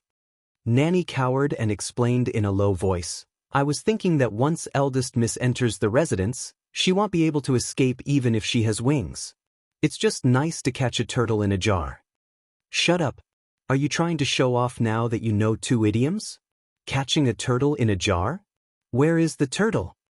Second Master Duan was so angry that his hair was about to stand up. Second Aunt Duan quickly comforted him. Alright.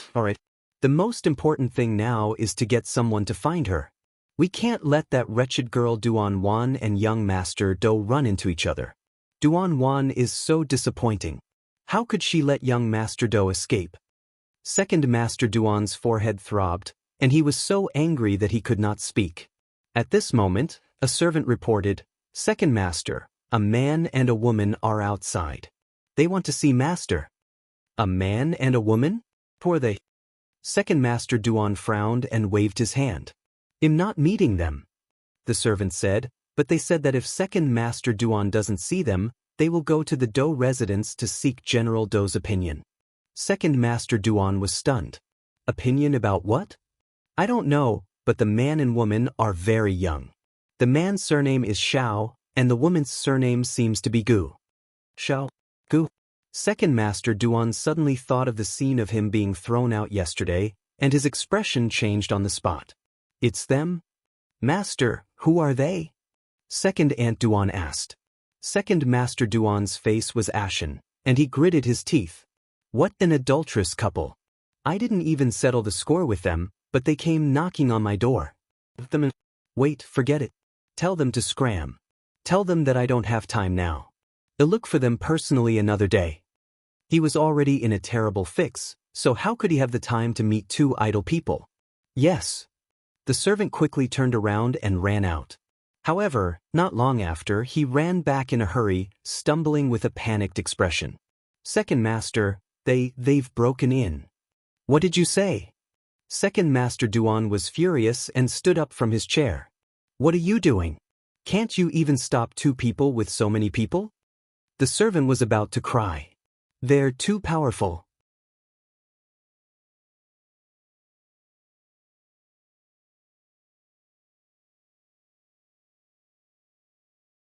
Chapter 1266. Give us an explanation. Bang.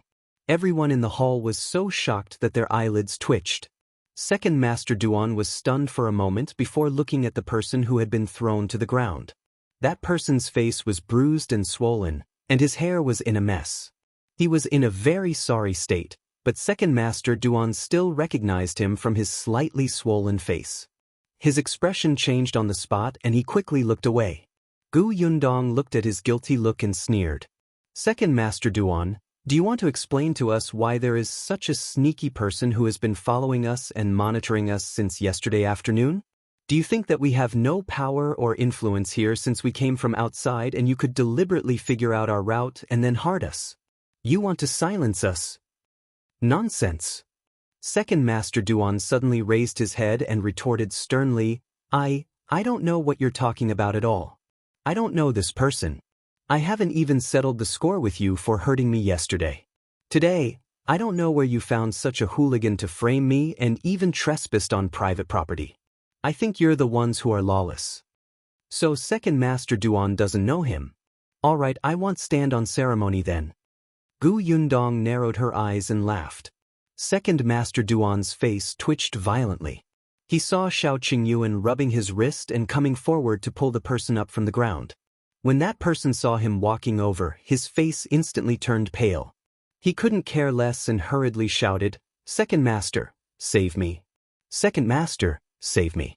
They were too ruthless and will kill me. Second Master, on account of my loyalty to you, please save me. Second Master Duan's face was ashen, and he could not speak at all. Shao Qingyuan had already raised his hand. Seeing that there was no hope on Second Master's side, the person could only save himself and hurriedly shouted, I have evidence to prove that Second Master instructed me to follow you. I have evidence. Second Master Duan immediately glared at him fiercely. Shut up. You still want to frame me at a time like this? Then he pointed at Shao Qingyuan and the others and said, I think you're here to cause trouble. Someone take them down. The Duan family's servants had already called for guards. Without a word, they pounced on Shao Qingyuan and the others. Shao Qingyuan sneered. In the next moment he suddenly stepped forward and grabbed Second Master Duan's neck. Then let's see who moves faster. Second Master Duan instantly held his breath. You, second Aunt Duan screamed from the side. What are you trying to do? You have to pay with your life for killing someone. Gu Yundong shook her shoulders and looked at second Master Duan again. Didn't I say it before? Let's see if your guards came in time or if we grind your bones and scatter your ashes faster. What are you trying to do? Second Master Duan did not dare to move. His neck was under Shao Qingyuan's hand, and he could feel the strength clearly. It was as if his neck would break into two if he was not careful. He was clearly in the Duan residence, but he was still threatened and held hostage by a few outsiders. Second Master Duan gritted his teeth in anger. Gu Yundong said, "We don't want to do anything. We just want to settle scores with you. You sent someone to monitor us and harm us. Shouldn't you give us an explanation for this?" "What explanation do you want?" At this moment, a familiar voice suddenly came from outside the door. "If you find any errors, ads pop up, ads redirect, broken links, non-standard content, etc., please let us know reports so we can fix it as soon as possible."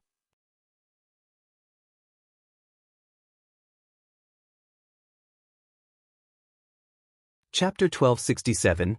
Young Master Do is on Shao Qingyuan's side. When second Master Duan saw the person who walked in, his face lit up and he hurriedly shouted, Young Master Do, save me." Do Fukong looked at second Master Duan with a cold expression. When his gaze shifted to Shao Qingyuan, he was a little surprised. "Shao Qingyuan, why are you here?"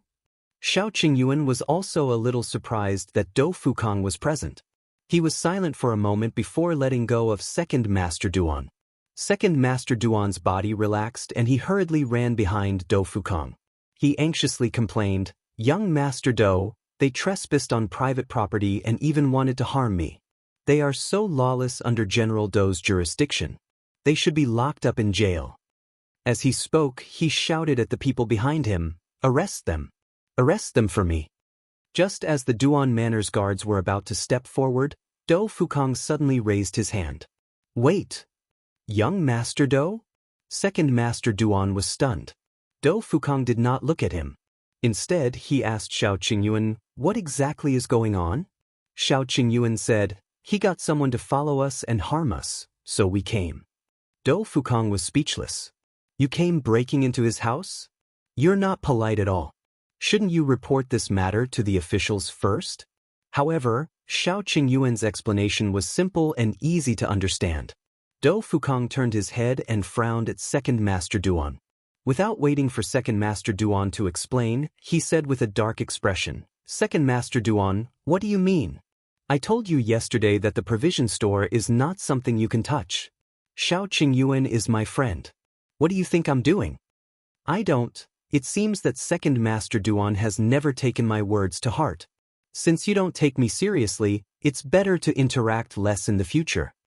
Do Fukong sighed, shook his head, and turned to leave.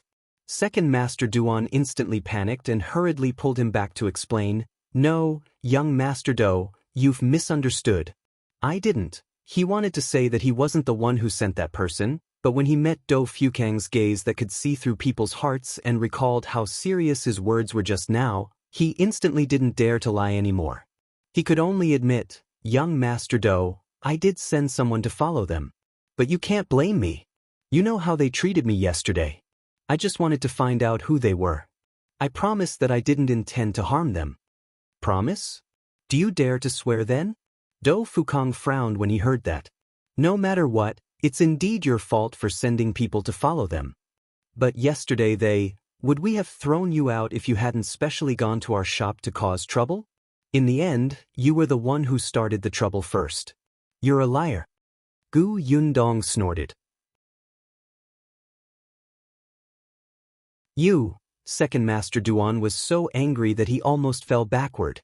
She actually said that he was a troublemaker?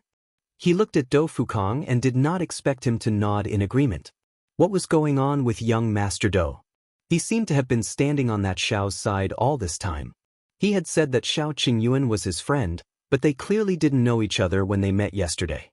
They had only known each other for a day. Could it be that a friend he had known for a day was more important than his life savior? Second Master Duan felt uncomfortable, but Dou Fukang pretended not to see it. He turned around and asked Shao Qingyuan, "Then what do you want Second Master Duan to do to make peace?" Shao Qingyuan and Gu Yundong looked at each other and said, "For your sake, we won't make things difficult for Second Master Duan. If you find any errors, ads pop up, ads redirect, broken links, non-standard content, etc., please let us know reports so we can fix it as soon as possible."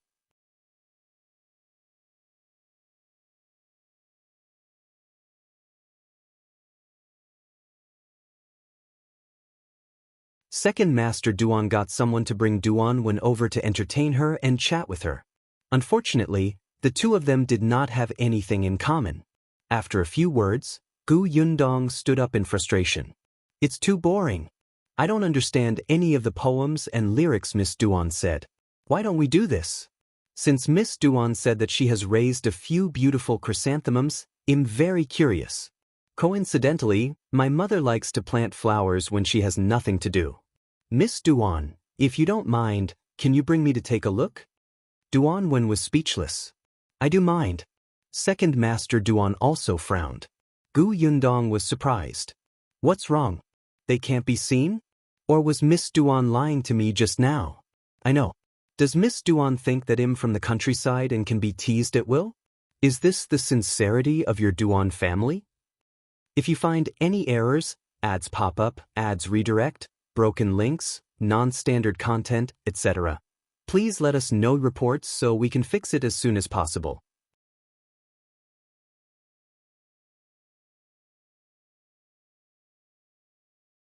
Chapter 1269. Young Master Dou's reminder. Gu Yundong looked like she was about to get angry. He instantly attracted everyone's attention in the central room. Shao Qingyuan immediately stood up and asked with a dark expression, "What happened? Who bullied you?" "Them." Gu Yundong started to complain angrily. She said with an aggrieved expression, "They look down on me. They think that I'm just a country bumpkin who's not worthy of watching them plant flowers." Shao Qingyuan's gaze immediately landed on Duan, who waved her hand repeatedly. No, I didn't mean that." She didn't say anything at all. Second Master Duan also said, "That's right. How can our Wenner look down on you? Would she dare to look down on her?" Dou Fukang became thoughtful. In fact, when he heard Duan's words, he already knew that Second Master Duan had lied to him. Duan had said that she had been tricked by Second Aunt Duan to escape from the Duan residence. If she had not met benefactors on the way and brought her back, she might have met with misfortune long ago. Duan tried her best to protect the privacy of the benefactors and did not reveal their names and identities. But who was Dou Fukang? A rookie like Duan was nothing in front of him.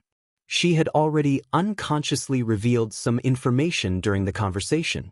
For example, her benefactors were a couple. For example, her benefactors had just arrived at Wanqing Prefecture 2 days ago. For example, she did not want to implicate her benefactors again, so she ran back to the Duan residence. If this information was dissected separately, Dou Fukang would indeed not associate it with Shao Qingyuan and Gu Yundong. However, if they were combined, it would be very appropriate. Otherwise, how could it be explained that Shao Qingyuan and Gu Yundong happened to appear in the Duan residence and caused such a huge commotion that only Second Master Duan had to treat them to a meal? Gu Yundong even looked like she wanted to take a look around here. Therefore, they were actually here for Duan. Dou Fukang originally wanted to bring Duan out, but Duan didn't trust him, so he could only give up. He came to look for Second Master Duan first, but he didn't expect to meet Shao Qingyuan and Gu Yundong. Since they were going to save Duan, there was no reason for him not to help. Therefore, Dou Fukang said, "Actually, I also feel that it's really boring for girls while us men are discuss things here. Why don't they go admire the flowers and the lake? If sister-in-law likes flowers so much, Miss Duan, why don't you bring her to take a look? By the way, didn't Second Master Duan say that the scenery in the backyard is good? You even brought me there previously, but I didn't seen you return in a long time." Hearing this, Second Master Duan immediately felt guilty.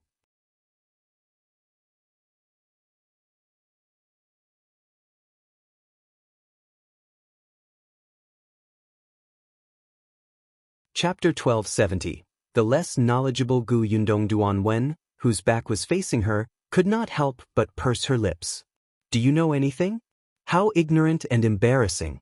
Duan Wen secretly heaved a sigh of relief. In front of Dou Fukong, she naturally looked gentle and easy to talk to. She turned to Gu Yundong and said with a smile, Madam Shao, this way please. I will definitely bring you to see the most beautiful chrysanthemums in our residence. Gu Yundong snorted and walked forward arrogantly. Tong Shuitao immediately followed. Duan Wen clenched her fists and exhaled before she quickly followed. The backyard of the Duan family's second branch was a little smaller than the first branches, but with the Duan family's wealth, it was not that small. There were also flowers, water, trees, and pavilions. It was also beautifully tidied. Gu Yundong sized her up as he looked. When she entered the backyard, Dou Fukang's words flashed across her mind. The backyard, the rockery? Her gaze swept across a few fake mountains. Duan Wen had already brought her to the greenhouse at the side. There were indeed many flowers cultivated inside. This is the hang white chrysanthemum I told you about. The hang chrysanthemum, Hao chrysanthemum, Chu chrysanthemum, and Hui chrysanthemum are the most famous. They are known as the 4 great chrysanthemums. The hang white chrysanthemum is also known as the 1,000 leaves jade vase. Its petals are as white as jade, and its stamen is as yellow as pure gold. It can be considered my favorite chrysanthemum. After leaving Dou Fukong, Duan Wen's expression changed and her attitude instantly became arrogant. She looked at Gu Yundong with a condescending look. However, Gu Yundong did not look at her and allowed her to be smug. She looked at the flowers in the greenhouse and asked, Where's the peony? Why don't I see any peony flowers? Your family is so powerful.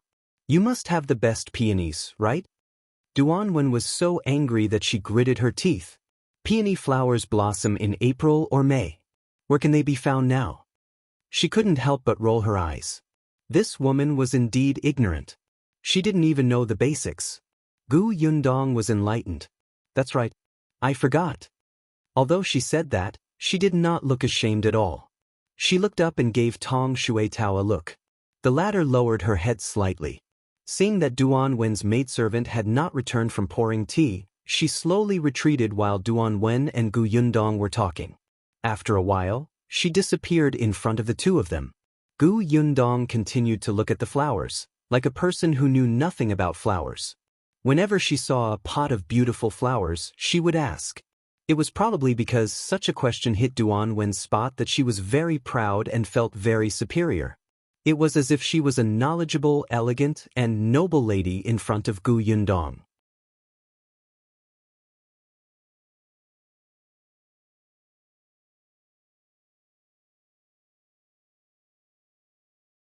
Chapter 1271. Finding Duan Wen felt that she had never seen such a shameless person.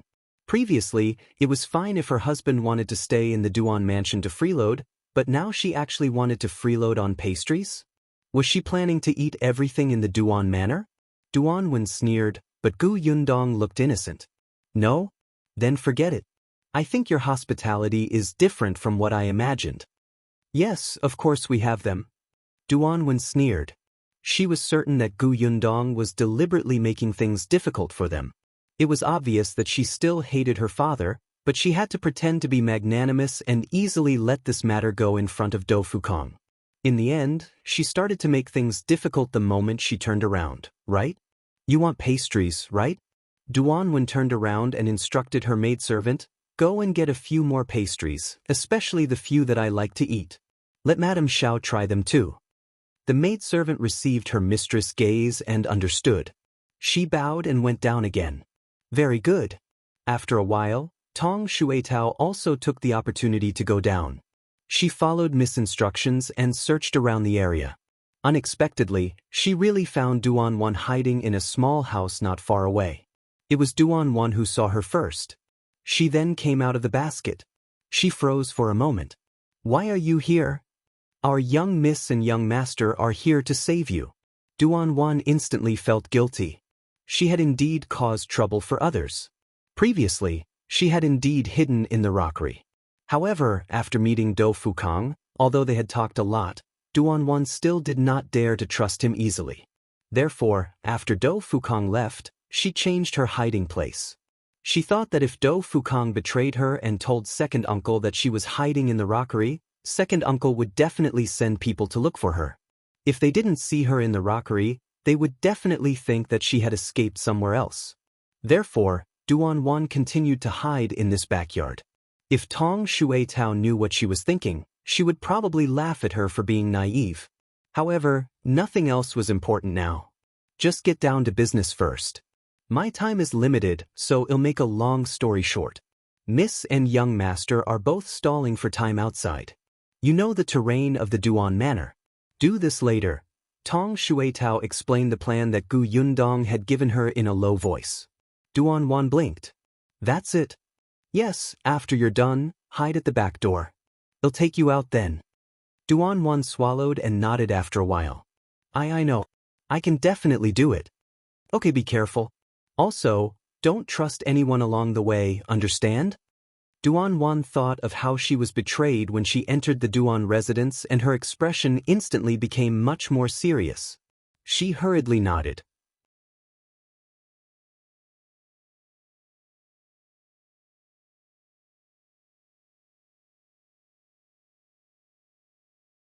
Chapter 1272. Fire. Gu Yundong narrowed her eyes and slowly looked in the direction of the backyard door. Duan, on the other hand, was so shocked that she broke the chrysanthemum in her hand. Her heart immediately ached. She said to the maidservant angrily, "Go and see what's going on. Don't they know that there are guests in the residence? Why are they making such a fuss?" "Yes, Mississippi." The maidservant quickly ran out. Not long after, she ran back with an anxious expression. "Miss, bad news. The guest room in the east is on fire." Duan suddenly turned her head. "What did you say? It's on fire?" She hurriedly ran out of the greenhouse. Gu Yundong and Tong Shueitao looked at each other and quickly left the greenhouse. As soon as she walked out of the backyard, she saw the servants of the Duan residence running east with various fire-extinguishing tools in their hands. Gu Yundong turned her head and looked to the east. As expected, there were flames soaring into the sky and screams were endless. She followed Duan and walked forward. Halfway there, she happened to see Shao Qingyuan and the others who were also rushing over. Dou Fukong looked meaningfully at Gu Yundong's face. She pretended not to see it and said anxiously, "Why would there be a fire for no reason? This is too strange. The people in the residence should be fine, right? I'm not sure yet. Let's go take a look first." "Okay." Then, the couple walked to the east guest room hand in hand. Second Master Duan was shouting anxiously, "Hurry up and get water. Don't just stand there. The fire is getting bigger and bigger." The servants ran over one after another, carrying water, cotton, and brooms. The scene was very chaotic. Therefore, no one noticed when an outsider like Tong Shueitao disappeared. Dou Fukong frowned as he looked at the fire. A moment later, he walked to Second Master Duan's side and asked, "Is there anyone in the room?" Second Master Duan wanted to say that how would he know if there was anyone? Even if there was, they were only servants in the residence. However, the person opposite him was Dou Fukong. He could only suppress the anger in his heart and reply, "No, this is a guest room. Usually, only the servants come over to clean up. Today, the servants went to look for. There shouldn't be anyone inside today." Dou Fukong said, "We can't continue like this. It's too chaotic. If the fire on this side is extinguished, the other side will immediately catch fire. Give the order to everyone to listen to my instructions so that the guest room next door won't catch fire." All right. Second Master Duan immediately got the servants to listen to Dou Fukong's instructions and extinguish the fire in an orderly manner. Dou Fukong should be experienced. Seeing that the fire was slowly subsiding, Second Master Duan finally heaved a sigh of relief.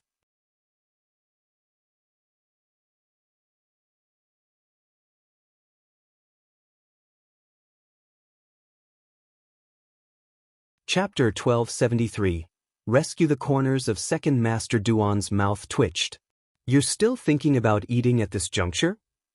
He smiled insincerely and said, "I didn't treat you well. I won't send you off. Gu Yundong nodded seriously. Indeed, we weren't treated well. Then, she rolled her eyes and turned to leave with Shao Qingyuan. Second Master Duan was speechless. Don't let me meet you again. Dou Fukong also wanted to leave, but given the situation in front of him, it would be a little suspicious if he left with them. He turned to look at the ruins in front of him and exhaled. Was it done by the eldest daughter of the Duan family? It was indeed Duan Wan who started the fire. It was just that she had listened to Gu Yundong's suggestion. After all, she was the eldest daughter of the Duan family and was very familiar with the structure of the Duan residence. People rarely used the guest rooms here. Even if she set a fire, she would not hurt anyone. As long as the fire was dealt with in time, it would not burn down the surrounding houses. Therefore, after she sneaked here, she even found some tung oil and sprinkled it around before lighting a fire. While everyone was busy putting out the fire, she quickly ran to the house where Jilan and Huilan were locked up. Originally, there were old maids and guards outside the house, but because of Gu Yundong and Shao Qingyuan's commotion, the guards left.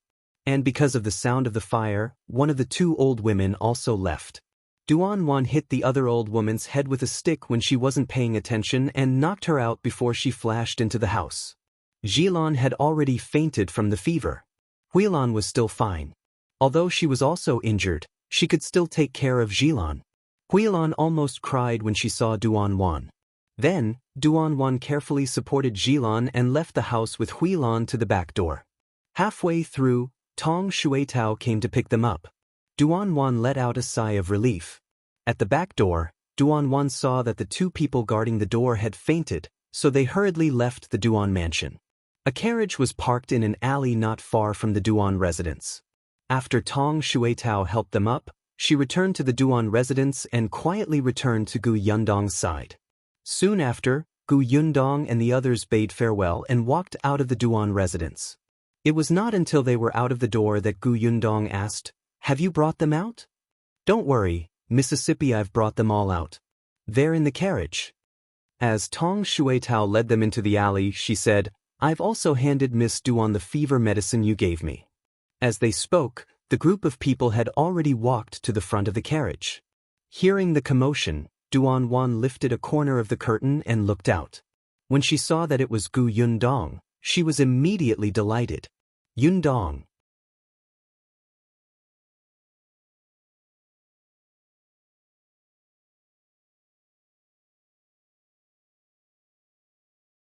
Chapter 1274, Gu Yundong's Praise. There were several rooms at the back of the provision store.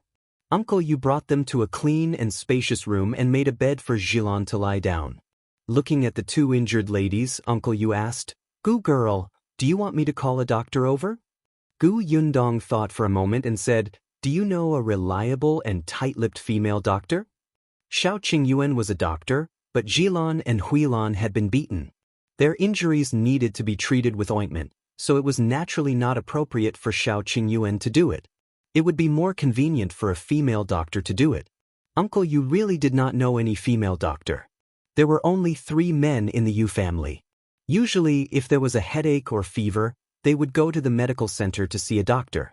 They really did not have any contact with female doctors. It was Shao Qingyuan who said, "Huimin Medical Center is not far from here. There should be a female doctor in their clinic." Gu Yundong's eyes lit up. "That's right. How could I have forgotten about the Huimin Medical Center?" The Huimin Medical Center here was opened last year, but as a major medical center with a chain across the country, there were usually female doctors in it. Gu Yundong and Huimin Medical Center were old acquaintances. She knew that this clinic had a good reputation and was reliable and trustworthy. Tong Shuitao immediately volunteered. "I'll go fetch one." She immediately ran out of the provision store. Duan Wan turned to look at Jilan and Huilan and wiped her tears. After a while, she looked up and said to Gu Yundong, "Yundong, thank you so much this time. I didn't want to trouble you, but I didn't expect to implicate you again. I'm sorry, I'm too useless." Gu Yundong did want to scold her. Why couldn't they discuss it together? However, seeing that her head was about to sink into the ground, she would probably become autistic if this continued. Moreover, it seemed that she was really repenting. There was no need to say anything serious. Gu Yundong gave her a sidelong glance. It's good that you know your mistake. Don't be so impulsive next time. However, the fire you set was not bad. You personally brought your two maids out. No matter what, you completed the task alone. It wasn't easy. You have improved. Duan suddenly raised her head, and a trace of joy flashed across her face. Did I really do well? Yeah, it's pretty good. Everything was going well. Duan wiped her face. She had been praised many times in the past, but she had never been praised like this. Her entire body felt warm, and her heart felt like it was about to bloom. Gu Yundong actually praised her. Someone as capable as her actually praised her. Duan took a deep breath. She had grown up. Not long after, Tong Shuitao returned with a female doctor. Without a word, the female doctor examined the unconscious Xilan. Xilan's injuries were actually not fatal, but there were several places with open wounds. Second Master Duan wanted to keep them alive to lure Duan out, so he didn't kill them. However, according to Huilan, the two of them were not treated after they were injured. Occasionally, there would be some leftovers to fill their stomachs. Fortunately, the weather had turned cold. Otherwise, their injuries would not be easy to treat. Gu Yundong and the others were waiting outside. Uncle Yu and the other two also came over. They had seen Duan and knew who she was. However, the three of them did not ask further. They turned around and went to the kitchen to prepare lunch. It was only after lunch that the female doctor came out with a tired expression. After instructing her to rest well and prescribe medicine, she left. Gu Yundong was about to enter the room to take a look when Do Fukong came over. If you find any errors, ads pop up, ads redirect, broken links, non-standard content, etc., please let us know reports so we can fix it as soon as possible. You're tuning in to the Passion Pages YouTube channel. We're so grateful for your support, and don't forget to subscribe to join us on this incredible journey through captivating stories. Your generosity through donations truly makes a world of difference, as it's the primary source of revenue that allows me to expand and enhance this channel for you. Thank you from the bottom of my heart for being a part of this adventure.